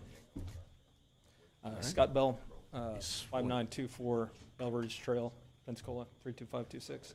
Okay. Do you solemnly swear or affirm the testimony you're about to give will be the truth? I do. So this is the complete counterpoint to the last gentleman that came up. You know, the question is, does the proposed zoning contribute to a logical and orderly development plan for this area? I'm going to say this rezoning is, you know, not allowed under Escambia County's Land Development Code, Chapter 3. It's not necessary, and it's contrary to the successful development of the Beulah area. It's not in the public's best interest. It threatens to lower our property values, and I think that the noise, the congestion, will decrease the pull of residents towards that area. Just because you know change is coming doesn't mean change is good, right? Doesn't mean that residents who are already there, who have been there for years, you've got Nature Trail, you've got the Bell Ridge Forest neighborhood that I live in, and I live in the southeast corner. My property butts with the southeast corner of the proposed rezoning. It would basically lower our quality of life, right? So right now, when I pull out onto 9 Mile Road from my neighborhood, and I can say the same for Nature Trail, the traffic is onerous. It's dangerous. You take your life in your hands trying to get out into that traffic, right? There's not going to be another traffic light that's going to, you know, help things, make things better or safer. So this is a bad idea. Jumping right to commercial opens it up for anything, right? Anything could go in there, right? We're not kind of graduating to a higher use. That probably would make more sense than just jumping right to commercial. So now you're introducing uncertainty into this process. So let me just move down your approval conditions. Is it consistent with the comprehensive plan? No, it says right in your guidance in chapter 3, it does not meet future land use, general distribution, and extended uses as per the table in the Land Development Code, chapter 3. Is it consistent with zoning provisions? No, see above. Is it compatible with surroundings? No, it encroaches upon and threatens the quality of life of surrounding LDR neighborhoods, creates more noise, more traffic, more congestion. 9 Mile Road does not support the smooth ingress and egress of traffic from that area if it were to be moved to commercial. It threatens the successful development of Site 8. To date, there has been no ground broken on Site 8. So if you're starting to move commercial across the street, well, you just threaten your development of Site 8. We're all looking forward to a successful Site 8 development, right? This has been promised and proposed by the commissioners for years. And if you start making it commercial, more commercial across the street, well, you're just pulling those commercial developers and owners away from that area. Thank you. Thank you. All right, and our final speaker is Ms. Hilda. If you'll please come forward, state your name and address for the record, and be sworn in.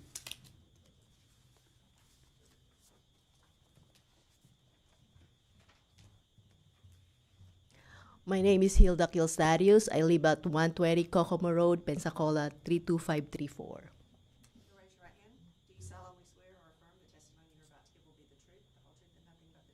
I do. I'm just here to support the rezoning of the West 9 Mile Road, and we have a property there. And just to oppose what the previous speaker, the property value there already increased, and the real estate already gone crazy. So it's just the truth, and that's it. Thank you. Thank you. Thank you. All right, those are the only speakers we had for this case. So as we did have for our motion. Mr. Chair? Yes, sir. That's a question. Sure. Of course, this is going to be like apartment duplex is what they're looking at doing there? We do not know the potential. Go ahead. We haven't had any, Caleb McCarty, planner for Escambia County. We haven't had any submittals to our development review committee. But the commercial would allow apartment duplexes just like the other ones we have. Correct. Yep. It would allow the variety of uses of the commercial zoning district. Yes. Right.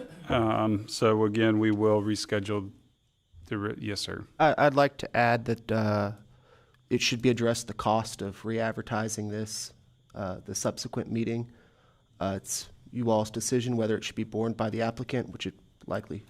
It's you all's choice, but the cost of re-advertising and all the mailers there should be addressed today on that continuance. Understood. Can we back up and ask what is keeping us from going ahead and voting today? Nothing. You can go ahead and vote. This was a properly advertised and noticed meeting. It's you all's decision to weigh whether you all would like to hear from the speaker. And have him, there can be no new evidence presented at the BCC, the Board of County Commissioners meeting when this is voted upon. So that effectively would eliminate his ability to speak during that meeting and have his presentation shareable at that point. But it is you all's decision. This was a properly advertised meeting. Mr. Chair, could we have Mr. McCarty read the findings into record? If I may, as Mr. Andrew Homer, the Deputy Director, we've been talking to the applicant, the owner, for a long time on this. There was and Mr. Page is definitely aware. As a matter of fact, there was another rezoning that he did want it. We talked to him off the ledge on that one. But we did tell him that it's still going to be quite challenging. So this has been going back and forth. By how long, Drew? Well, it seems like a couple of years. Please keep in mind, as your attorney explained, moving forward, the cases that are proposed and brought before the board, it's not staff's argument to make to prove their point or to argue the applicant's point. We just simply do findings based on the code. In this case, you have lots of options of what you can do. Do bear in mind the applicant would then, could say, listen, board, I didn't get a chance to make my case. I didn't get a chance to refute statements that were made in opposition to my case. These are all things to please weigh in your decision on what to do. I would say to the speaker, my only reservation, I get it, is that is Mr. Page's trade and livelihood. And I'm curious it's a big jump from LDR to commercial, to one of the speaker's points. And I almost would like to hear him defend that. But, we cannot present any new evidence, is my understanding. And that would be, I guess, my inclination to move for a continuance and have the applicant bear the cost of advertising. Unfortunately, due to the fact that it was already, I don't know. Mr. Fears, you can give me an opposing view on that one. I would support that. And they bear the cost of re-advertising. I think that's reasonable here in this circumstance. And I'd like to clarify something. Did Mr. Page request a continuance verbally? No, sir. He told me that he would try to make it, but he still, I don't know the extent of the incident. I do know that the vehicle was, he believed it was needing to be towed, in which case he wouldn't have a way to get here. So.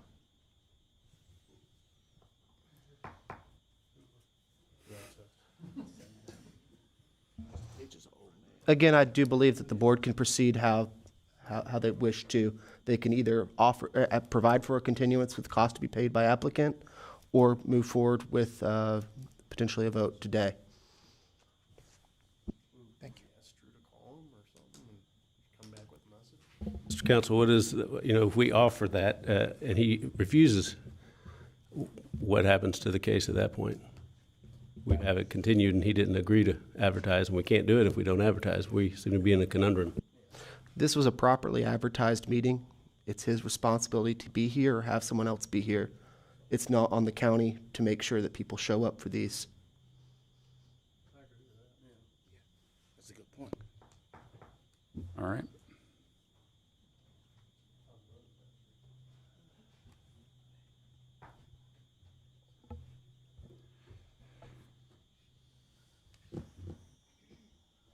So I guess to my point, if we continue and give them the opportunity to do so and they choose not to pay for the advertising costs, we at that point next week, we can make our summary judgment. Is that correct? I would think if they don't pay for it as recommended from the planning board, we will not bring it to this board. Because we won't bring it to you all. Because if the board make a decision, y'all are the governing authority. And if they refuse to pay it, then they have their own other proper recourse. We just won't bring it. Because it gotta be advertised. I can add one final thought here. We do have another case to be heard, and Mr. Page can be contacted to see his status. We could come back and revisit this matter after hearing the subsequent case first. So that decision could be postponed till later today. Yeah, you all really get the choice, though, whatever you all want to do. Let's move on to case 11 then. All right. I'll reach out and then try to get you an update. All right. Sounds good. Okay, and we'll take a quick 5 minutes recess real quick, and then we'll get to our last case. Yes, sir. Yes, sir. We got to.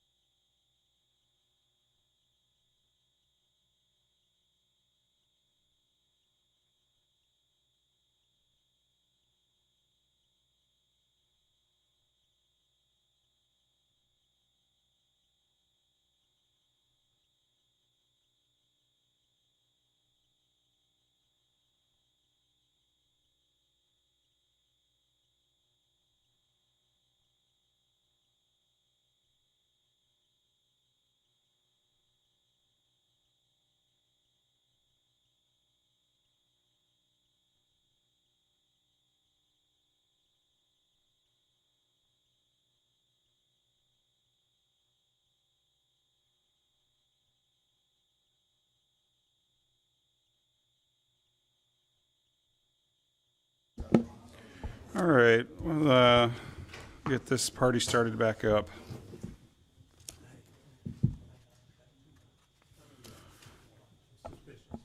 All right, so we've got our last rezoning case, depending on what happens, I guess, with the other one. But the rezoning application for consideration is case Z 2026-11, requesting rezoning of a 15.59 acre portion of 1400 block North Highway 29 from LDMU Low Density Mixed Use District 7 dwelling units per acre to HCLI Heavy Commercial and Light Industrial District 25 dwelling units per acre, amended to Commercial District 25 dwelling units per acre, as requested by Meredith Bush, the agent for DP Developers of North Florida LLC, the owners. Members of the board, has there been any ex parte communication on case C 2026-11? No to all. No to all. No to all. No to all? No to all. No to all. All right, and we'll get Mr. Pyle when he gets back in here. Staff was notice of the hearing sent to all interested parties and notice of the hearing posted on the subject property. Yes, sir. All right, and Meredith, if you're good with photos and, okay, we'll go ahead and have staff present maps and photographs for the case. Excellent. Thank you, Caleb McCarty, Escambia County Planning. This is the location map showing the subject property. This is a 500-foot radius zoning map. The zoning assigned to the property is low-density mixed use. The future land use designation is mixed-use suburban. This is an aerial showing the property off of Highway 29. And also, we want to indicate the portion that is being requested. This has been split out from the overall portion. This is the notice of public hearing sign as placed on the property. This is looking onto the site from Highway 29, looking north along 29 there, and looking across North Highway 29 towards Cedar Tree Lane, looking across 29 from the site, and looking south along 29. That concludes our maps and photos for this case. All right, thank you very much. And Tim, we went through the ex parte communication, so I'm just going to ask if you've had any ex parte communication on Z 2026-11. Okay, very good. All right, Meredith, I'll have you come forward and state your full name and address for the record. Meredith Bush, 314 South Balin Street, Suite 108, Pensacola, Florida, 32502, attorney and agent for the applicant. All right, and as the attorney, we do not need to have you sworn in. And you received a copy of the rezoning hearing package with the findings of fact? I did. Okay. And do you understand you have the burden of providing by substantial competent evidence that the proposed rezoning is consistent with the comprehensive plan, furthers the goals, objectives, and policies of the comprehensive plan, and is not in conflict with any portion of the county's land development code? I do. All right, you can go ahead. Thank you, members of the board. We appreciate the opportunity to present. As indicated by the staff, the 15.59 portion of the overall property has already been divided. That lot was split out in February. We're just waiting on the property appraiser to actually update the maps. But the division has already occurred. So we are just talking about the portion indicated on your screen right now and not the whole piece. Turning to the criteria in the code, we are in agreement with staff's findings. I'll run through the rezoning criteria. As far as number one, consistency with the comprehensive plan, the proposed commercial zoning is consistent with the mixed-use suburban future land use designation. MUS permits a mix of residential and non-residential uses, including retail and service uses. Criteria 2, consistent with zoning district provisions. The COM district is intended to accommodate general retail and service uses, subject to performance standards governing compatibility. This request, in the ultimate development, will comply with these standards, and of course would be subject to development review under the Land Development Code. We are consistent with the intent and purpose of the district. compatible with surroundings, criteria 3. The proposed zoning is compatible with surrounding development. The property is located along an arterial corridor and is in close proximity to HCLI zoning and industrial uses. Commercial uses represent a lower intensity use relative to those entitlements. Nearby residential areas would be protected through buffering, setbacks, and operational standards. And the proposed commercial zoning district does not introduce impacts that would material diminish any surrounding properties. For appropriative spot zoning, although there is no adjacent commercial, the proposed rezoning would not constitute impermissible spot zoning. The subject property is located along a major arterial corridor where commercial uses are anticipated and appropriate under the comprehensive plan. The presence of existing HCLI zoning and the industrial park activity in the vicinity demonstrates that the area already supports non-residential uses of greater intensity than those permitted under the COM zoning. The request represents a logical and incremental extension of compatible non-residential zoning along this corridor and is supported by the surrounding development pattern. Therefore, it's not an isolated or arbitrary zoning decision. It's corridor-based, demand-driven, and consistent with surrounding land use patterns. And then criterion 5 as to changed or changing conditions. Conditions along the Highway 29 corridor in this area have materially changed. There is continued growth and development in the area, resulting in an increased demand for neighborhood serving retail and service uses. The subject property represents a prime infill opportunity to address this demand due to its location, size, and access to the major transportation corridor. And then as far as rezoning to commercial, we do meet the locational criteria. Just as a bit of background, we initially had applied for HCLI zoning because of the fact that there's HCLI on both sides in the industrial park. However, given concerns regarding the intensity of those uses and recognizing the county's position that commercial is a much better fit, we modified and amended our ask, reduced down to the commercial zoning category. And with that change, the county has, agreed and supports our application, and we would adopt their findings. Happy to take any questions. All right, any questions for the applicant at this time? All right, if we need you to get back up here, we'll call you up. Thanks, Meredith. Next, we'll have staff make their presentation. Excellent. Thank you. Caleb McCarty again. On behalf of Escambia County, I'll present these findings for 2026-11. Again, the future land use of this property is mixed-use suburban. The requested rezoning is currently LDMU, low-density mixed use, and requested to be changed to HCLI, heavy commercial light industrial. Again, we did have an amendment based upon commercial. The issue there was that we advertised as heavy commercial light industrial. However, we received the amendment to commercial after that. So we had to address it kind of in both ways, which would made it a little bit more unique. So I'll continue into the criteria at this time for criterion A. If this is consistent with the comprehensive plan, we found that the proposed amendment to ACLI and the amendment requests to commercial are consistent with the intent and purpose of the future land use category mixed-use suburban. The mixed-use suburban future land use area allows a mix of residential and non-residential uses that are compatible infill development. Note that the consistency with the mixed-use suburban future land use is limited to non-industrial and related uses, and other provisions for screening and buffering of commercial uses as required. In accordance with comprehensive future land use 5.5.1, with the exception of residential development, redevelopment of properties is encouraged to promote the efficient use of roads and utilize the service infrastructure.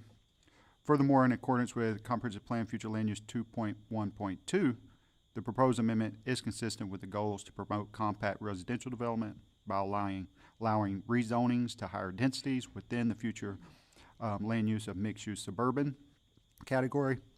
And then Comprehensive Plan Housing 1.1.5 encourages mixed-use development with housing within close proximity to non-residential uses. For criterion B, consistent with the Land Development Code, we found that the proposed amendment to ACLI is not consistent with the intent and purposes of the Land Development Code. The current zoning of a low-density mixed use allows for a mix of low-density residential uses and non-residential retail sales and services. The request to rezone to ACLI would allow more diverse and intense uses with greater density than the low-density mixed-use district. The ACLI zoning district is appropriate when providing transitions between areas zoned or used for high-density mixed use and areas zoned or used for heavy commercial or industrial. The requested ACLI zoning district is limited by the mixed-use suburban future land use category. Industrial and related uses of ACLI are not allowed within mixed-use suburban future land use. Note that the applicant has provided an updated request for this rezoning by amending the requested change to the commercial zoning district. The area surrounding the property has undergone extensive residential growth, and the development of supporting commercial uses within the confines of buildings may be appropriate in the vicinity to serve these residential neighborhoods. Per the commercial zoning district location criteria is found in section 3-2.10E for A, B, and C.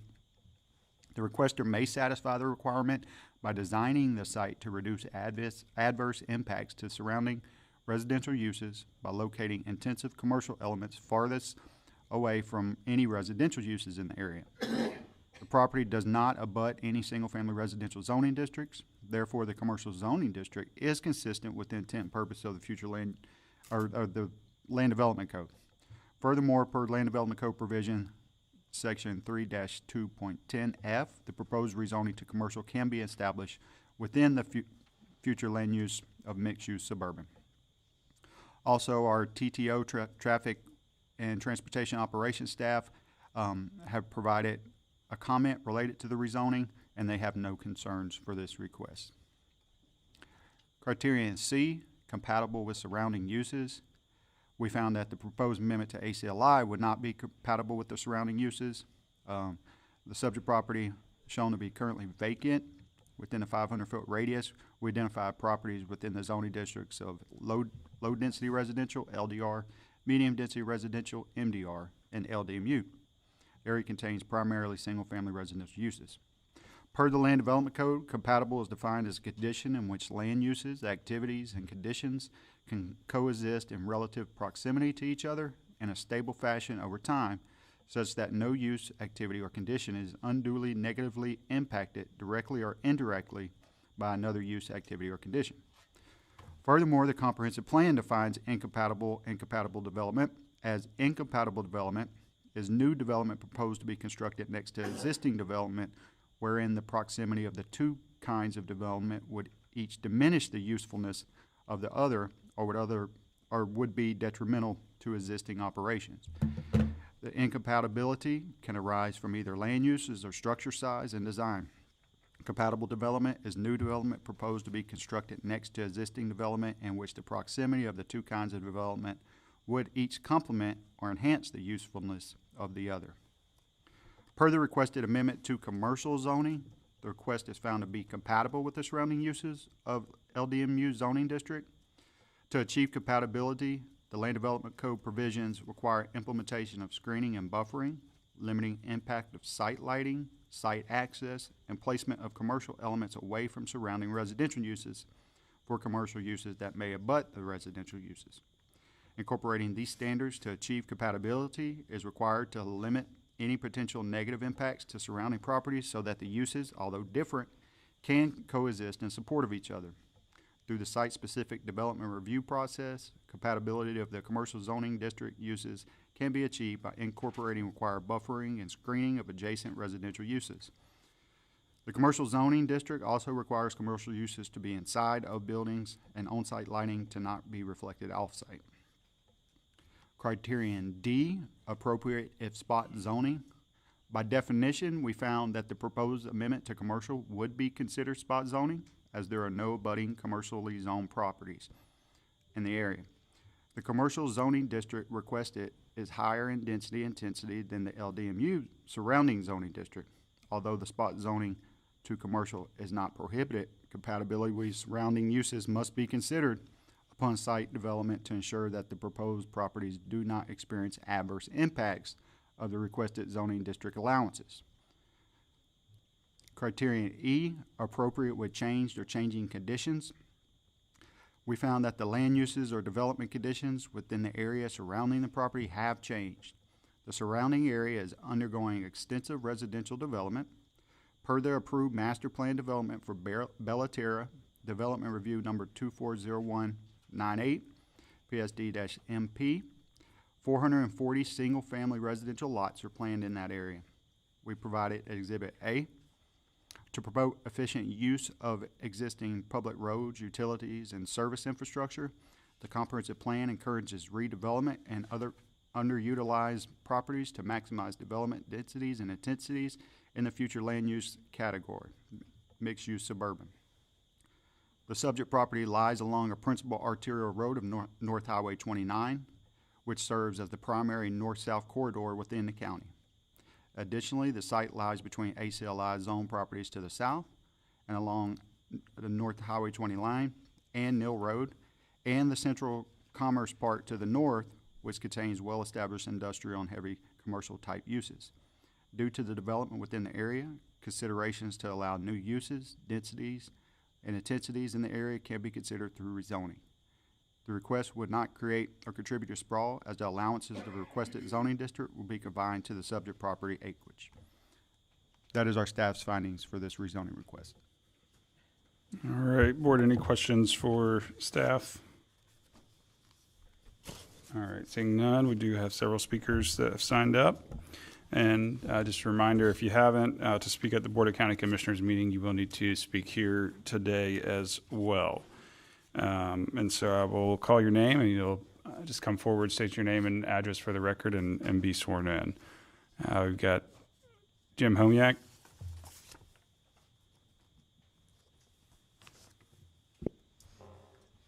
Jim Homiak, 1700 Scenic Highway, apartment 900, Pensacola, Florida, co-owner of the property. All right, I've sworn you. Do you solemnly swear or affirm the testimony you're about to give will be the truth, the whole truth, and nothing but the truth? I do. And I don't really have any comments at this point in time. I just want to make myself available for any questions you may have, either now or later. All right, appreciate you. If we need you, we'll get you back up here. Thank you. Next speaker is Sharon Colburn. You all just please come forward, state your name and address for the record, and be sworn in.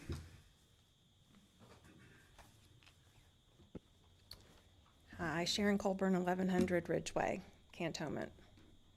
All right, if you raise your right hand, do you solemnly swear or affirm the testimony you're about to give will be the truth, the whole truth, and nothing but the truth? I do. Hi, I'm here for a lot of reasons, but one of the things that I'll let the other people talk more about it, but this is the notice that I was given for what we're going to talk about today, and this is the map that I was given.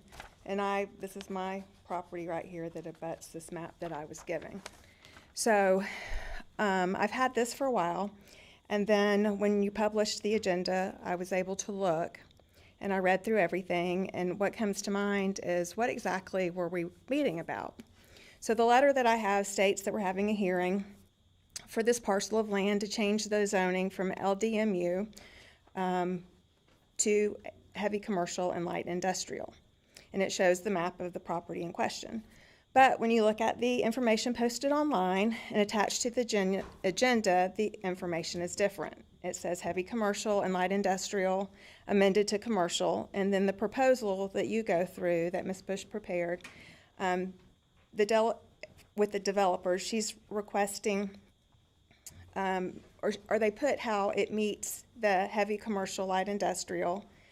And then if you go down, there's like 60-something pages, it also goes through the commercial. So as a resident, as I'm reading through this, I'm not sure exactly what's being asked for, and I think that this public document that we have, it's not clear what's being asked for. I feel like we shouldn't even be having this meeting for this property at this point in time. All of the pictures they don't show that property, they show this property, and then this property is snuck in at the end. I feel like this makes it seem kind of sketchy, kind of slimy to to like put this in at the last moment. It doesn't give us as homeowners time to prepare adequately for what they're asking for. So we've had time to, a lot of time to prepare for the heavy commercial, light industrial, but very little time to prepare for the change of switching it to commercial. It's not really clear in the notes what exactly the property that we're doing. Are we only talking about this red square? Is that going to be commercial? Do they still want the rest to be the light industrial, heavy? It's just not clear in the documentation that's provided exactly what we're here for, what we're doing for. I also want to notice that this is the second time I've been here for property surrounding us where we're talking about split zoning and we don't have it properly recorded during the meeting that we're having here. We don't have any proof. We don't have, it's not on the records. Second time that we've been here that we've done this. The first time was a different property that was on Neal Road, and now same thing with this property. I do want to take a couple of...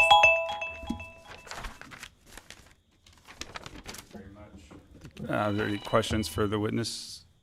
No? All right. Thank you very much. No, I'm sorry, y'all. Y'all know I'm sorry. Forgive me. Where's that $10 jar? Mm-hmm. I think I might have said turn your phones off at the beginning of the regular meeting and not the rezoning meeting, so he turned it back on when we got into this one. All right, our next speaker is Jacqueline Rogers. If you would, please come forward, state your name and address for the record, and be sworn in. I hope we have adequate time to give all the information so we can also give it at the BCC meeting. My name is Jacqueline Rogers, and I live at 1420 Ridge Way, Cantonment, Florida, 32533. Okay. Oh, I'm sorry. Do you solemnly swear or affirm that the testimony you're about to give will be the truth, the whole truth, and nothing but the truth? I do. Okay. So I'm going to talk fast since we only have 3 minutes. This zoning request should not be approved because it does not meet the criteria. Criterion B, this proposed zoning is not consistent with the purpose and intents prescribed by that district. Purpose A says that the primary intent of this district is to allow more diverse and intense commercial uses than the neighborhood commercial allowed within the mixed-use district. Right now it has a mixed-use LDMU, and you're going to do more intense district. New and expanded residential development is limited, but we don't need more commercial uses. That district already allows quite a few retail sales and services, and they're more appropriate to the low-density residential properties existing right now under construction right on the side of that. If you look on the map where that brown is, they're building homes. There's almost 90 homes there. Okay, in the section 3-2.10 of the commercial district, it says the rezoning is only appropriate if it provides a transition between areas zoned or used as high-density mixed use and areas zoned or used as heavy commercial or industrial. If you would put the zoning map up for me right there, and I have it in my hand, there's no HDMU, there's no HCLI adjacent to this property. So this is inappropriate. It's not consistent, criterion B. Criterion C, you have to decide if it's compatible now. You can't say, well, maybe in the DRC we can make it compatible with screening. It's not compatible. The things that, right now it's allowed lots of commercial uses. So Highway 29, okay, you're going to put some commercial uses, doctor's offices, restaurants, things like that. But this commercial would allow hotels, motels, public lodgings right next to all that housing, public utility structures, warehousing or maintenance facilities for government facilities, shooting range, amusement centers. That's what commercial allows. Outdoor storage, to allow to a principal use, parking garages, self-storage facilities. That's what this would allow. Commercial dwellings up to 25 dwelling units. LDMU only allows 7, so you have LDMU right there, right behind it. The rest of that property they're saying is going to stay 7 units, but you're going to allow 25 units up there, and it allows 150 height maximum, with 10-foot ceilings, that's 15 stories. Is that appropriate on that property next to those single-family homes? They say there's no single-family dwellings zoning, but there are on the ground single-family dwellings. Criterion D, this is so much an example of a spot zoning, even your staff said it, but they said, that we can attenuate this by splitting it out. And again, we didn't know about this split until they throw that up and make the change. Criterion E, there's no changing conditions around this property except for the low-density residential that this county approved. This is the plan that they approved. They opted out of the sector plan, went to LDMU, and then this is the big plan that they did. So they don't meet all those criterias. And just my final thing I'd like to say, the board action, thank you very much to the attorney or whoever decided to put the board action on the back of this sheet. But even if it meets all that criteria, you are allowed to deny this if it changes the quality of life. And that's what that board action says in the Land Development Code. It's still never enough time, guys, to present this. Thank you. Thank you. All right, our next speaker is Jane Harrington. If you'll please come forward, state your name and address for the record. And we'll get you sworn in.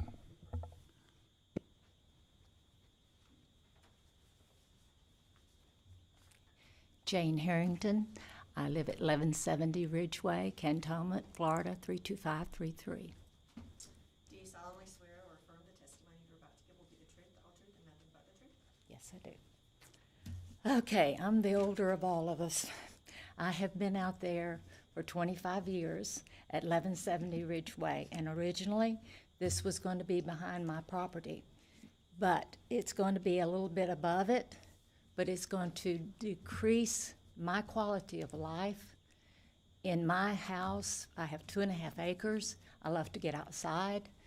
I love to be able to smell the sweet breezes and the flowers and the animals that are behind my home.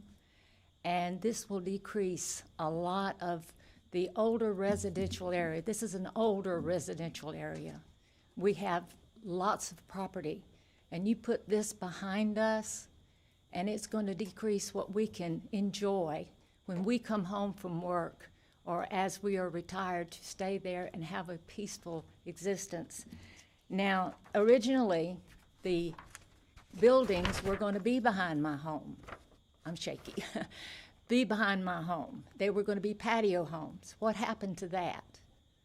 That we could have, that's residential, that's great.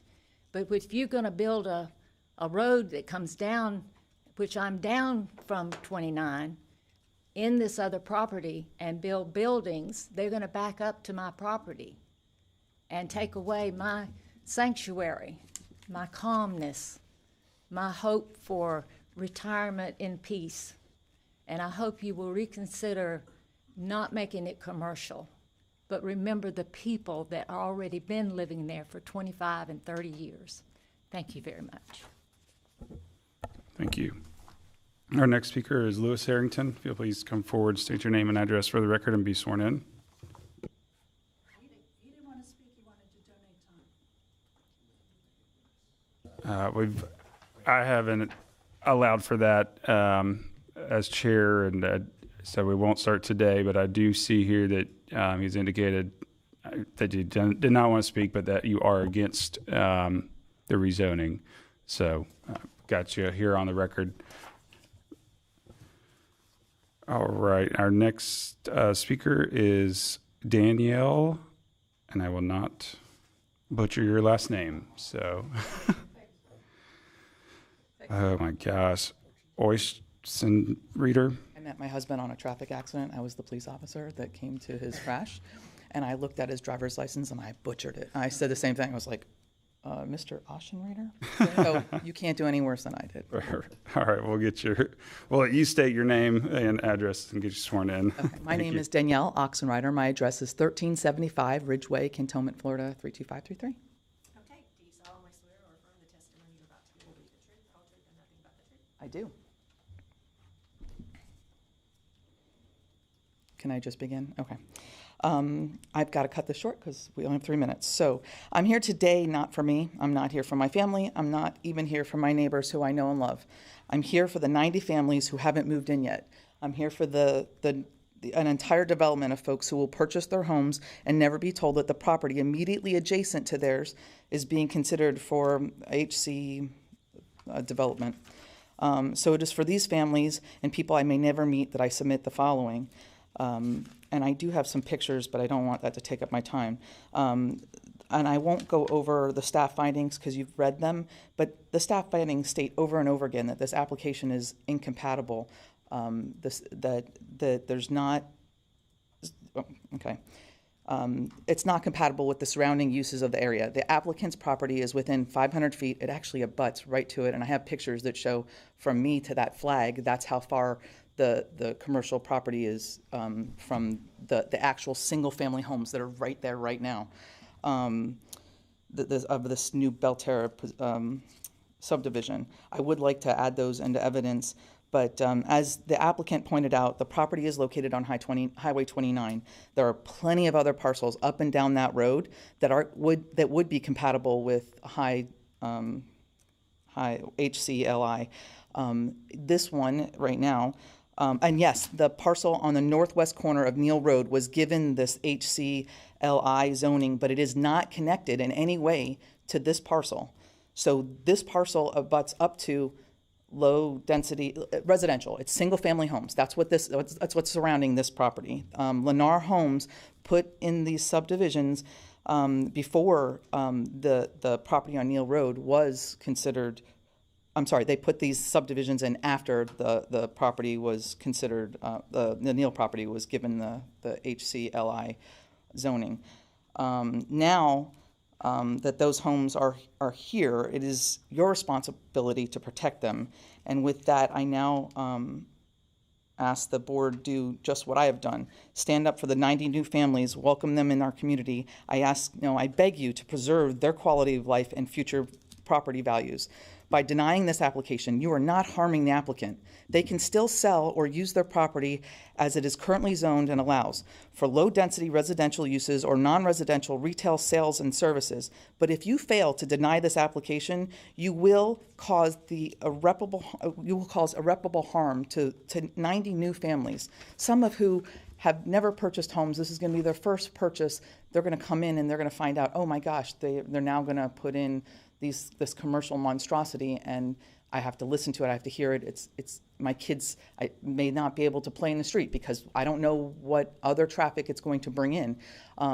This is 2 seconds. I appreciate your time. Thank you. Thank you very much.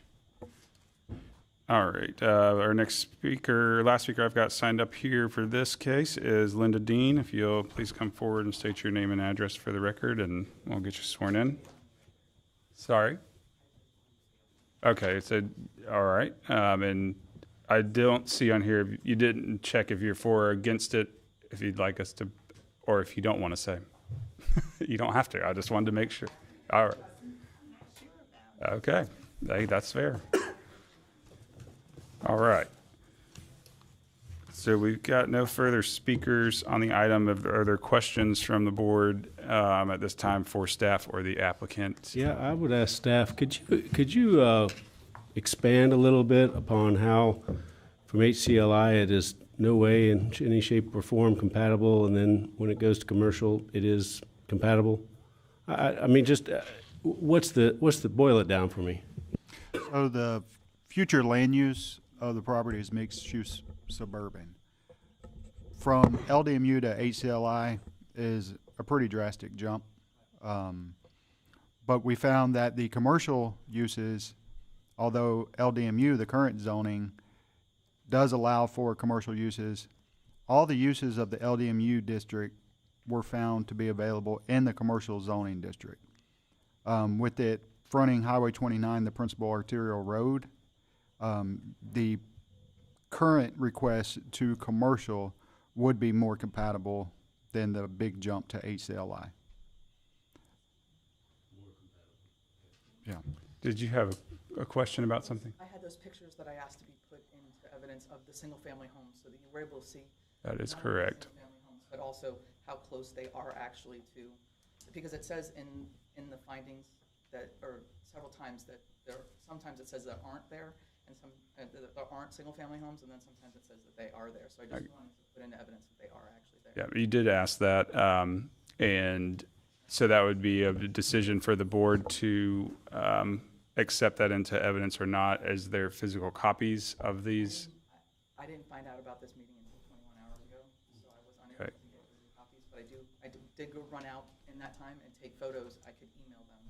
Is what I tried to do before this started, so that I wouldn't waste your time now. So without physical copies, it'll be an issue. Timing's an issue here, unfortunately.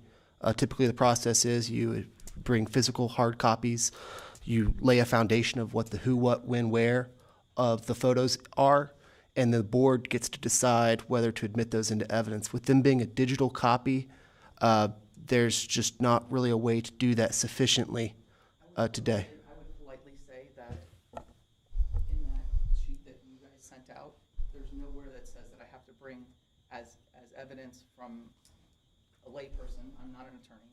I'm not one of these wonderful board members. Like, I don't even work with staff. I would not know that. I don't even know where I would find that information. So I would ask the board understand that none of that was given to me as a layperson just trying to support my community. And these photos, even though that they're not hard copy, you could still look at them and you could still see the same thing as if they were standing here in hard copy. They haven't. Ultimately, the decision does belong to the board. Can I help bridge the gap here? Let me ask the speaker a question. If you could step to the podium, please, and if you could take our photography to the satellite image, could you just point out where the pictures are on the satellite that you have personally taken and you would like for us to consider? I would be glad to. It's just, photos definitely. Just stay right there and Sorry, you'd ask me to guide her finger. I'm a teacher, so you know what I mean? Like, I gotta be at the board. I'm sorry. So if you look at the brown clay, those, I'm not kidding, it's from here to that flag pole. And I just wanted you to see that they're already there. We're not talking about, right now what you're seeing is blank. And I noticed that it was not put in the applicant's portfolio. They went out of their way not to show any of the photos of the homes that are there. And that's what I wanted to show you was there are single family homes there on the ground, and they are right, they're right there, so. Understood. Thank you. I've traveled that corridor. I'm familiar with the development. I know probably what you took a picture of. Okay, I appreciate that. That's all I wanted to. Thank you. Then I have a question for staff. Can you just confirm, Caleb, that I'm sure there's a protocol and a process for amendments. Can you confirm that the amendment filed by the applicant is compliant with that timing and the process of public knowledge and all of that? Yeah, so we publish the actual findings and the finalization of the case approximately, a week or so. We strive to do earlier, but typically it's about a week. The advertisements go out about 2 weeks as required. So that was somewhat of a conundrum for staff because we had to address the public notice as well as the amendment requested. And the advertisement then is not required to be accurate because an amendment can be compliant after the advertisement is mailed. It wasn't an upzoning, so, you know, our Legal's position taking the stance that if it's a less intense use, it can be bumped down by request without needing to amend the advertising. Ultimately, though, it is up to the board whether how they would like to weigh that. Mr. Chair? Yes, sir. Is there, usually y'all have pictures where somebody stood on the road from the county, right, and took left, right, south? I mean, y'all don't show the new houses? Yes, sir, you're correct, Mr. Adams. Due to the size of the property we're talking about is 15 acres. I think we provided a photograph showing south, Highway 29. That didn't capture that. I can tell you the testimony, that there is correct. There has been substantial growth in this area. The development being referenced, as you see here, from the time that this map was created to today I'm looking at current GIS, those parcels have been delineated. So it takes some time. There's houses under construction, but it takes some time for that information to be updated. That southern development where the triangle piece, I believe, is referenced as Enclave at Bellaterra. It's a very new subdivision. I believe it's about 90 lots, single family.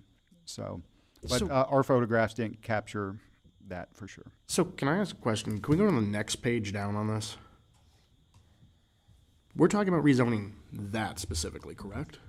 That portion, correct. Can I ask something? The mailer that went out, so is it an active, I know it's a lesser piece, but is that accurate? We can not show the correct configuration even?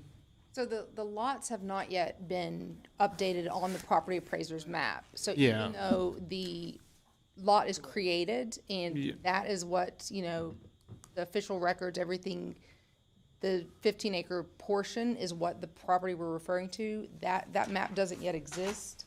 The property appraiser has advised that it's going to be 90 days from I'm familiar with the split process. approval in February.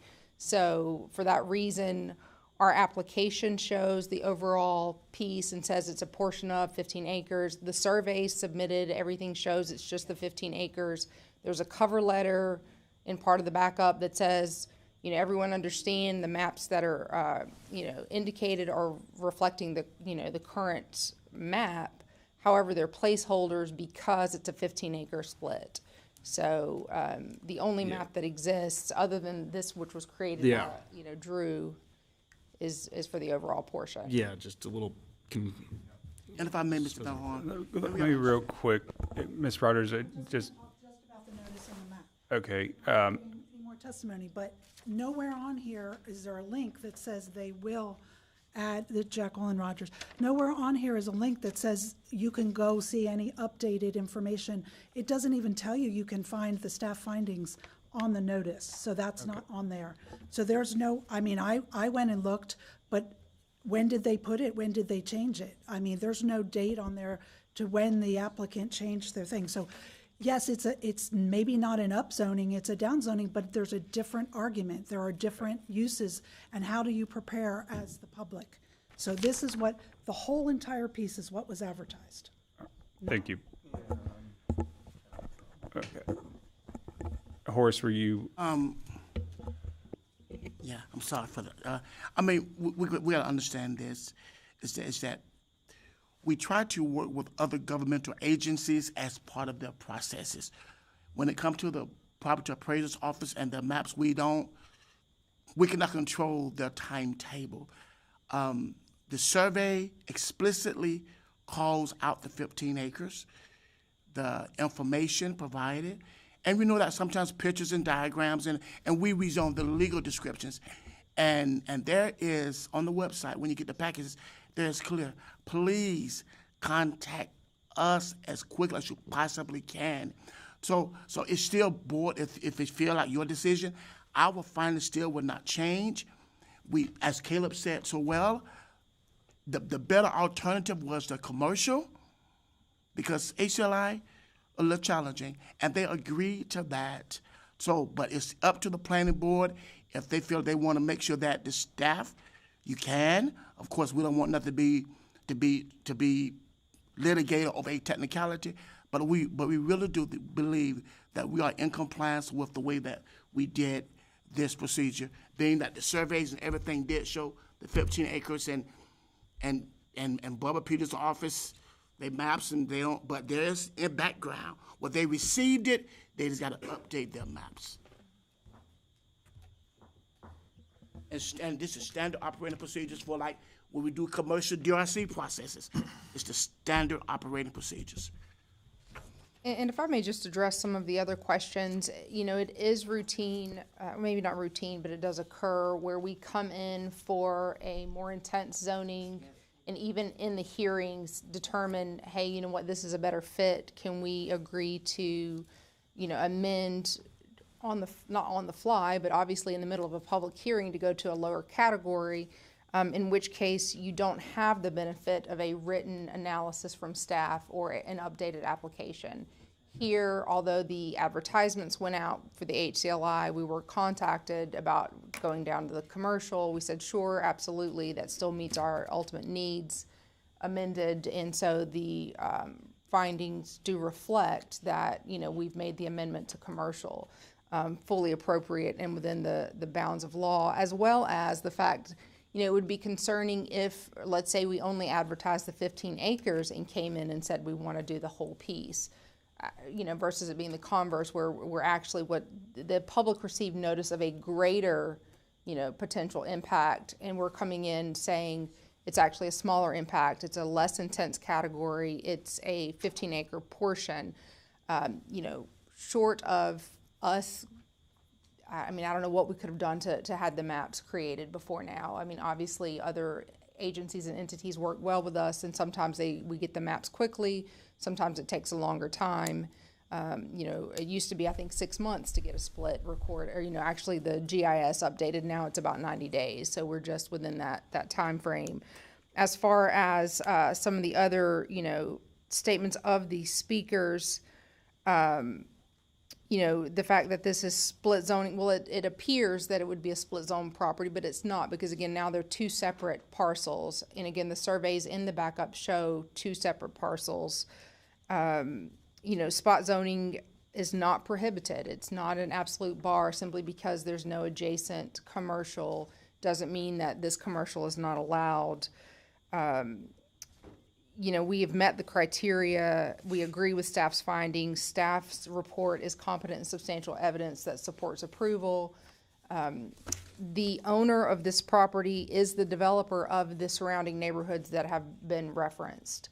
So the fact that there are 90 homes, you know, in one portion, and I believe the backup talks about the 440 that are coming, that's part of the basis as to why this makes good zoning sense. I mean, there are all these residences coming out there, and there is a need for, you know, a large retail space, a grocery anchor, or some sort of neighborhood services to, you know, facilitate those residents. No one is certainly going to, you know, none of this is done in the dark. It's not a secret that we're here asking for it. So someone buying property in the area, if they are paying attention to what's going on, they'll see the signs, they'll talk to their neighbors, they'll see, you know, the development there. So, you know, we've met the criteria and appreciate your consideration. Again, Mr. Homiak's here and can answer any more specific development questions. But as you all know, you know, it's not contingent upon the ultimate proposed use. It's the zoning category, and we meet the criteria. So, and if I may, and that's the purpose of planning. You try to plan for where we know that development is coming. To try to plan for, you can have, when they get this, have some retail services. If this were like agriculture areas and zoning, but different story. But it's Highway 29, which is a major arterial. So try to plan for those type of economic, for the residents, when they come there, they can have some anchors there. They don't have to drive so far out.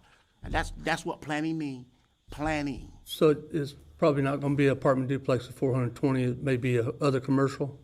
correct, yes. Again, you know, we can put anything within that category, but the intent is not for any residential. There's a residentially developed master plan that's being modified to carve out specific commercial uses, retail uses that will serve that new neighborhood, those new neighborhoods. So, you know, and if we were able to do contract zoning and say this is what we're doing and tell you and have you get it, we would do that, but the law doesn't allow that, so. But no, it's not apartments or anything like that. Do we have any further questions for the applicant or staff?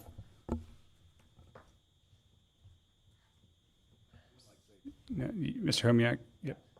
First of all, on the setback issue with the residential, there's a utility easement that comes down the side of that property right there. I believe it's about 30 feet. And the houses don't even go all the way up to the property line. So there is going to be a decent setback for the houses that are already being constructed. What our intention is to bring a grocery anchor retail center to the property. That's what we want to do. And when we've talked to the builders about, you know, that's what our plan is, that's what we'd like to get accomplished, obviously they were very excited about it because they know all their 90 or 100 future home buyers are going to want to have a grocery anchored retail center in front of them too, where they can go do their shopping. So we think it's a use that's much needed in that area. And with all the rooftops, I mean, I think I counted 400, 500 new homes that had been built within a mile, 2-mile radius in the last 3 or 4 years in just that area. So that's our intention. That's what we want to bring to the site. Anything else? Thank you. Further questions? Okay, we have no further speakers at this time, and or if there's nothing for staff or the applicant, I'll entertain a motion on KZ 2026-11.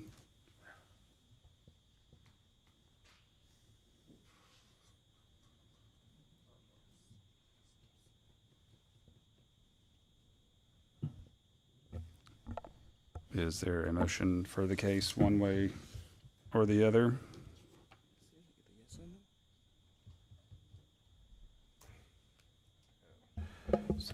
I'd like to move for approval based on staff's findings for the commercial for Z 2026-11. All right, I've got a motion. Is there a second to the motion?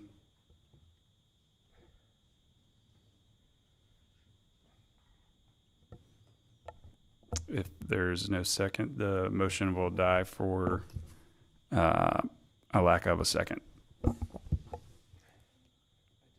All right. Motion has failed due to a lack of a second. The floor is back open to take a motion on this case to take action.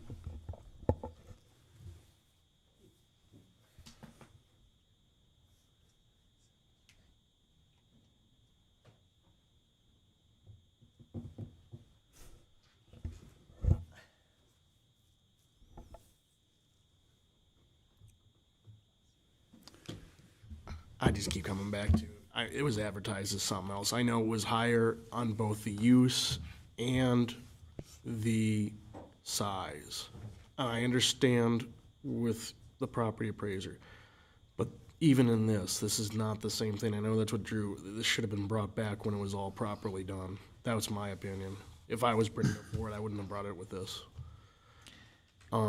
That's what I'm drawn back to. Yeah, this is not correct. I've been in a meeting where we have changed the applied rezoning on the fly, and I was okay with that because it was an existing parcel. This changes the parcel and the rezoning category after the advertisement. And the general public did not have, I don't know if they had or not, because I was not paying attention when the amendment actually went live on the site. But Eric, even still, we're talking about in this subject property, this one singular page is dictating this.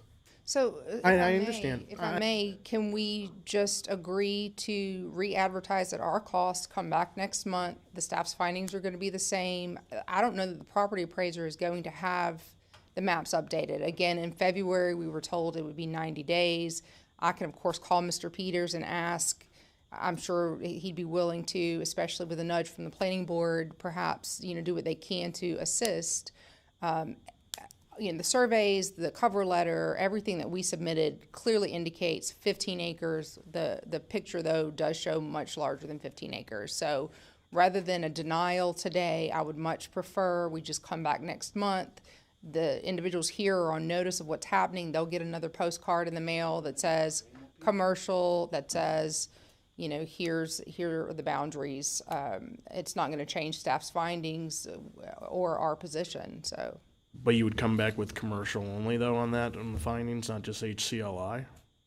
That's where I would ask staff that too. So, I mean, because what it was mailed out was for HCLI, correct? And that's the reason that they wrote it the way they did. But yeah, but would it just be a straight commercial and a straight, findings of approval? If that is the desire of the board, we would gladly, they're gonna pay for the advertisement, we would gladly come up with a straight request for commercial. So that everyone, the public, so they can show up, they can start doing what they need to do. I think that's a lot cleaner. Okay. But if you're all, that's, Lord, I will want some other people's thoughts on this before I say it. For less confusion also, do you mind if you go to page 289 on your presentation? 289. Why is this in here? I can address that. So this was is an approved master plan for Bella Terra. This was important to staff's findings because this master plan has 440 single-family homes. That's not including the triangle that's referenced in Enclave and the cottages at Bella Terra. That's an additional 100 or so homes. So as Mr. Homiak attested, that's over 500 lots that are currently in some form of development. The developer and their team has been in conversation. They understand that there is a resubmittal that is expected of this if this was to proceed, and it would modify that. Obviously, they would lose some residential lots there and those type of things. So we're in conversations about that proceeding with. So right now, this is actually approved. This could be done today. It is a master plan that it's very particular. Each phase of that master plan would need to proceed through the preliminary plat, construction plans, final plat phases. But now with that 15 acres out, that drastically changes the footprint, but the plan is still in place, but it changes the footprint of how this plan is done. As such, Once this is approved, they'll modify the master plan. Yes, modify the master plan. It's just confusing for, I'm assuming for, the public, they're going to see this as part of it and not knowing what part of we are on this without any explanation. So I wanted to clarify that for myself and also for the residents around there, that this is actually an approved plan. The 15 acres is going to change this plan, but this is actually can be done now. And that's extremely important position that you make. It will have to be modified if it is approved. And as you can see, that's, as I said before, that's what planning is. You would want some type of retail services to accommodate the potential for those residential units, homes, and families, so they may not have to come so far in town. So a planned urban development would have been probably a more desirable avenue than this. We're kind of doing it backwards. I wouldn't say we're doing it backwards. I would say this. I would. I mean, I would say, again, not for the benefit of the public, it seems like it is backwards, and it does seem confusing. I understand the applicant's point that, hey, it's lesser, but it seemed like it does. I don't know if it matters now.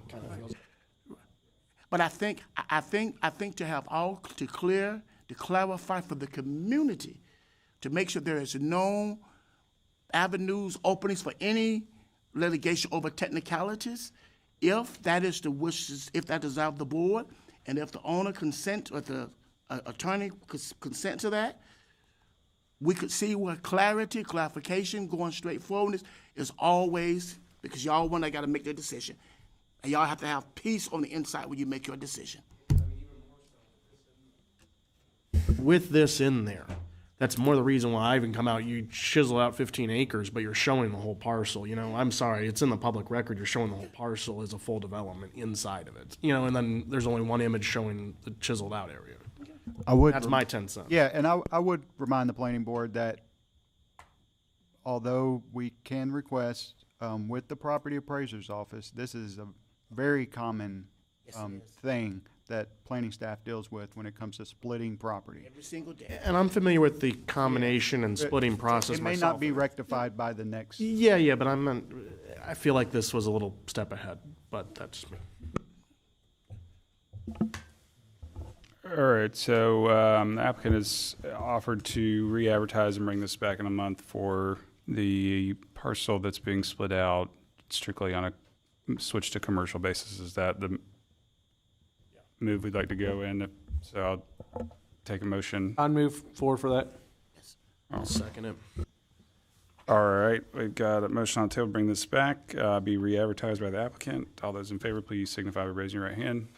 All those opposed? Okay, thank you.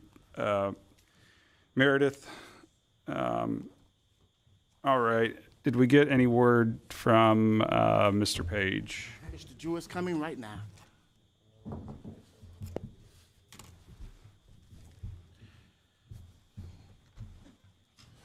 spoke with Mr. Page. He is okay with bumping it to next month, and he will take on the cost for advertising. Good. All right, very good. So we'll continue that. That motion will stand. And we will continue that KC 2026-10 to. Oh, did we? I guess maybe. We need to make a motion for that. I feel like we started to and maybe never got. I believe it was pending, but you all can vote on it now. Okay. What was the case number? Z 2026-10. Make a motion that we continue 2026-10 with applicant bearing the cost of re-advertisement. All right. I got a motion. Do I have a second? Second. All those in favor, please signify by raising your right hand. All right. Motion carries. Staff, do we have any updates? I would like, just because we're moving several cases, these cases that have been moved will not be going to the BCC on May 7th. I will send out new advertisements probably next week to show a May 5th planning board meeting and a June 17th BCC. So those should start going out by the end of next week.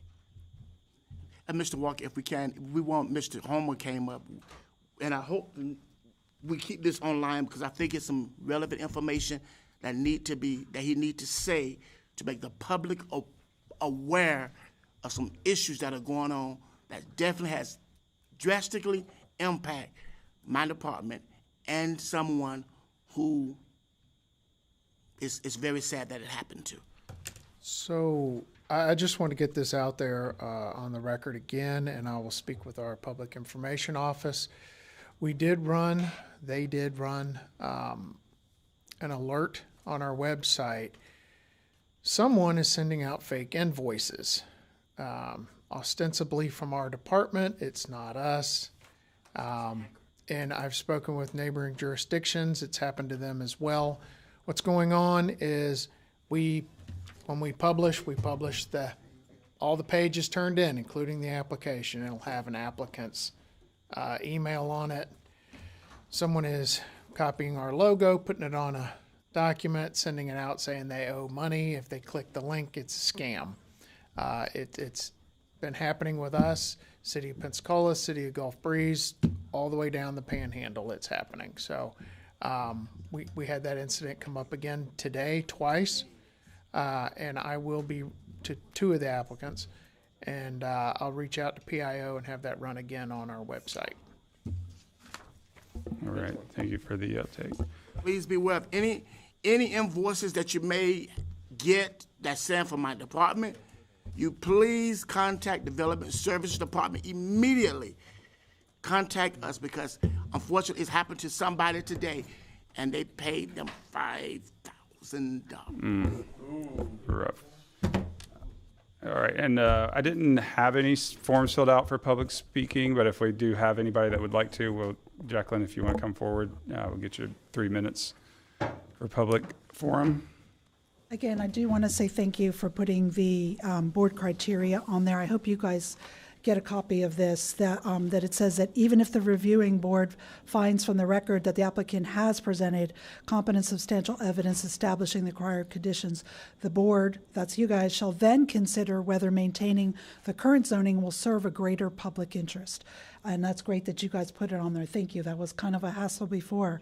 If the board finds that no new uses, densities, or intensity of use of the proposed zoning, any rezoning, will likely diminish the quality of life, reduce property values, confer a special benefit on the subject to the property to the detriment of the community as a whole, or create adverse impacts upon surrounding properties more than the uses, densities, or intensities of the current zoning. So I mean, I know we've said this before ad nauseum. There's sometimes, just to say you can still deny it if it meets all the criteria. Of course, the lawyer's going to tell you you have to. But if you find that the current zoning has enough of what it needs to have for the community's good, you're allowed to deny it. So I'm not speaking on a particular one, but my only other suggestion is, could you guys just put a link on here to say, check the backup. There's going to be the staff findings and the working case on the agenda, and give the link to the agenda, because I know it, most people don't. The other thing is, you guys on Highway 29 thing, you're going across the highway on a divided highway. No one's crossing 4 lanes. They're not worrying about the effect over there. So your 500 radius is over there, and that's just wrong. It should be around the property. But there is no reason staff should not be looking 360 degrees. Nobody cares what's across Highway 29. I'm not talking about just this property. This has happened on so many things. Why does someone from the public have to go and take pictures? Because we might not come. We might not. My mom's on hospice. I might not be able to come. If I don't come and talk about the criterion and how I don't think what they're saying is correct, you guys have denied other ones today for some of the same things. So we have to trust that the staff is really going to take pictures of everything. So clean up the files, but also take pictures of what's actually on the ground and look at what's at you. You have plans. Let's talk about what's actually already approved. I feel like today there was advocacy for the applicant and not for the citizens, and we can't always be here.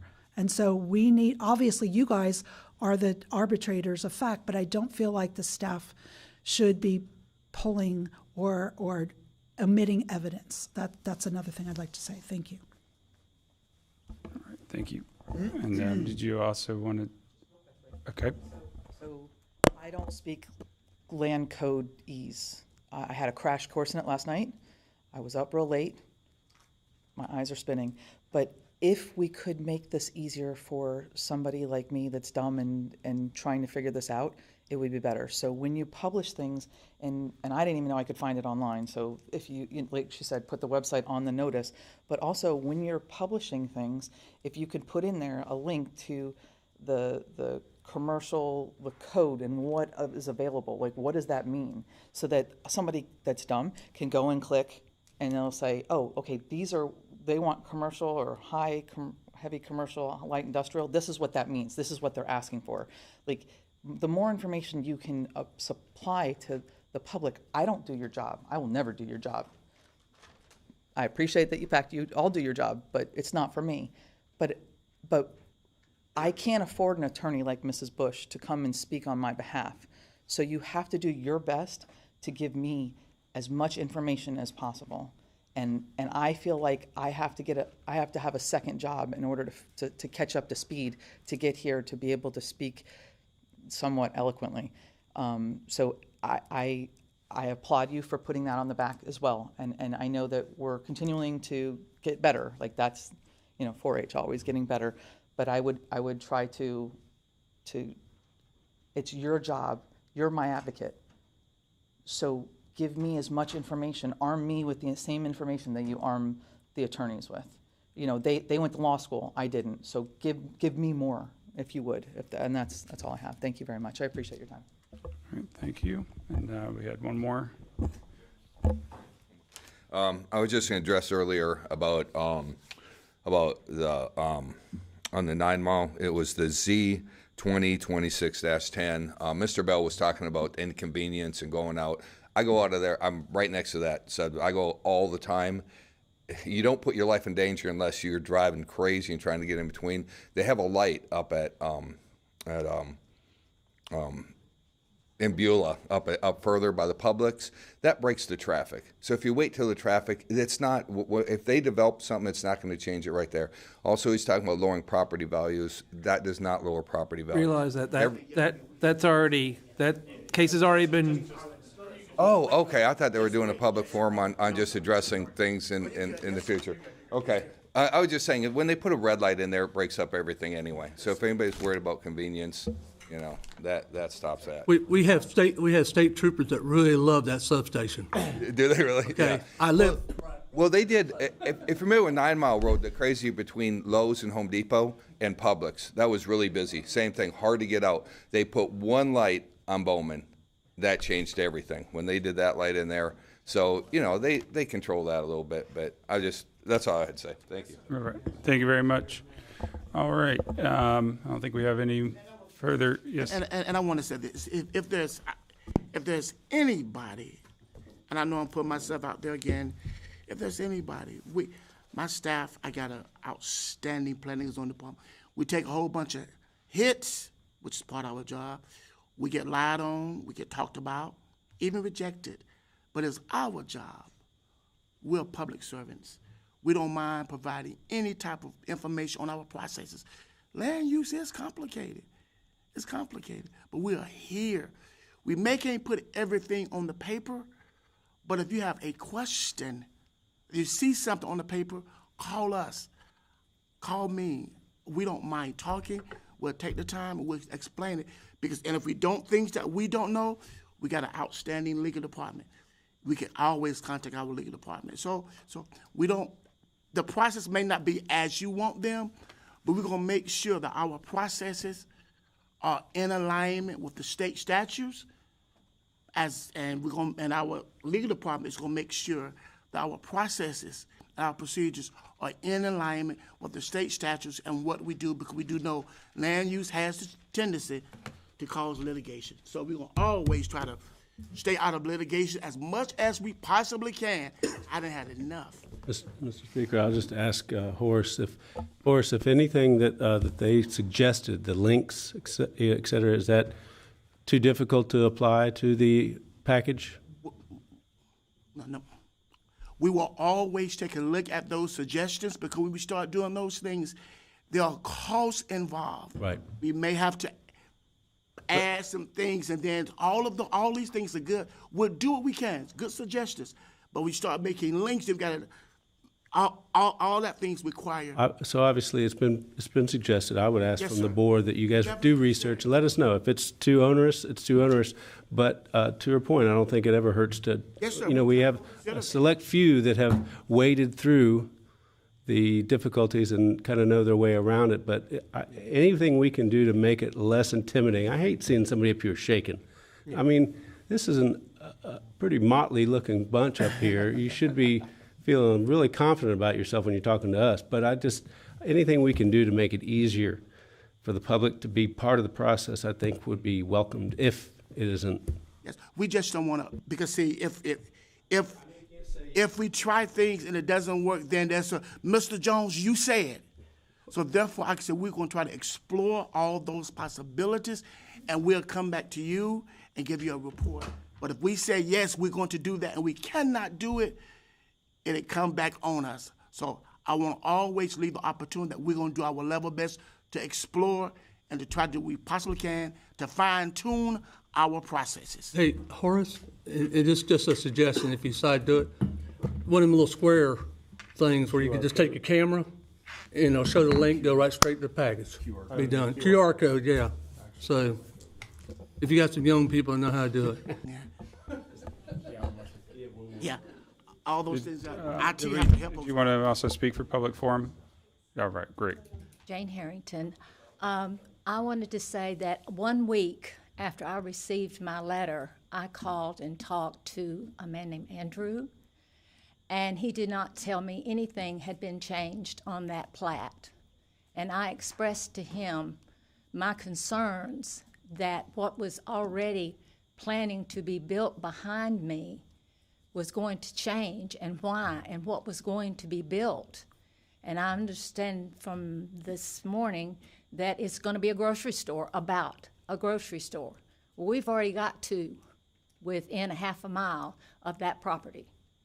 So why mess up that piece of property that's going to be residential, which we will have families around there and make our lives better, and move it further down or across the street? It's just that this person wants to sell that piece of property to make some money and destroy everybody else's life. But I had already called and was not told that it had been changed, and that was a week after I got the letter. So was it done after that, and Andrew didn't know that? Yeah, you can talk to him afterwards, but you don't have to respond. Don't respond. All right. All right, we've got no further speakers. I think we got our marching orders. We'll be back here on May 5th. May 5th? That's right. And if anything, nothing else, we stand adjourned.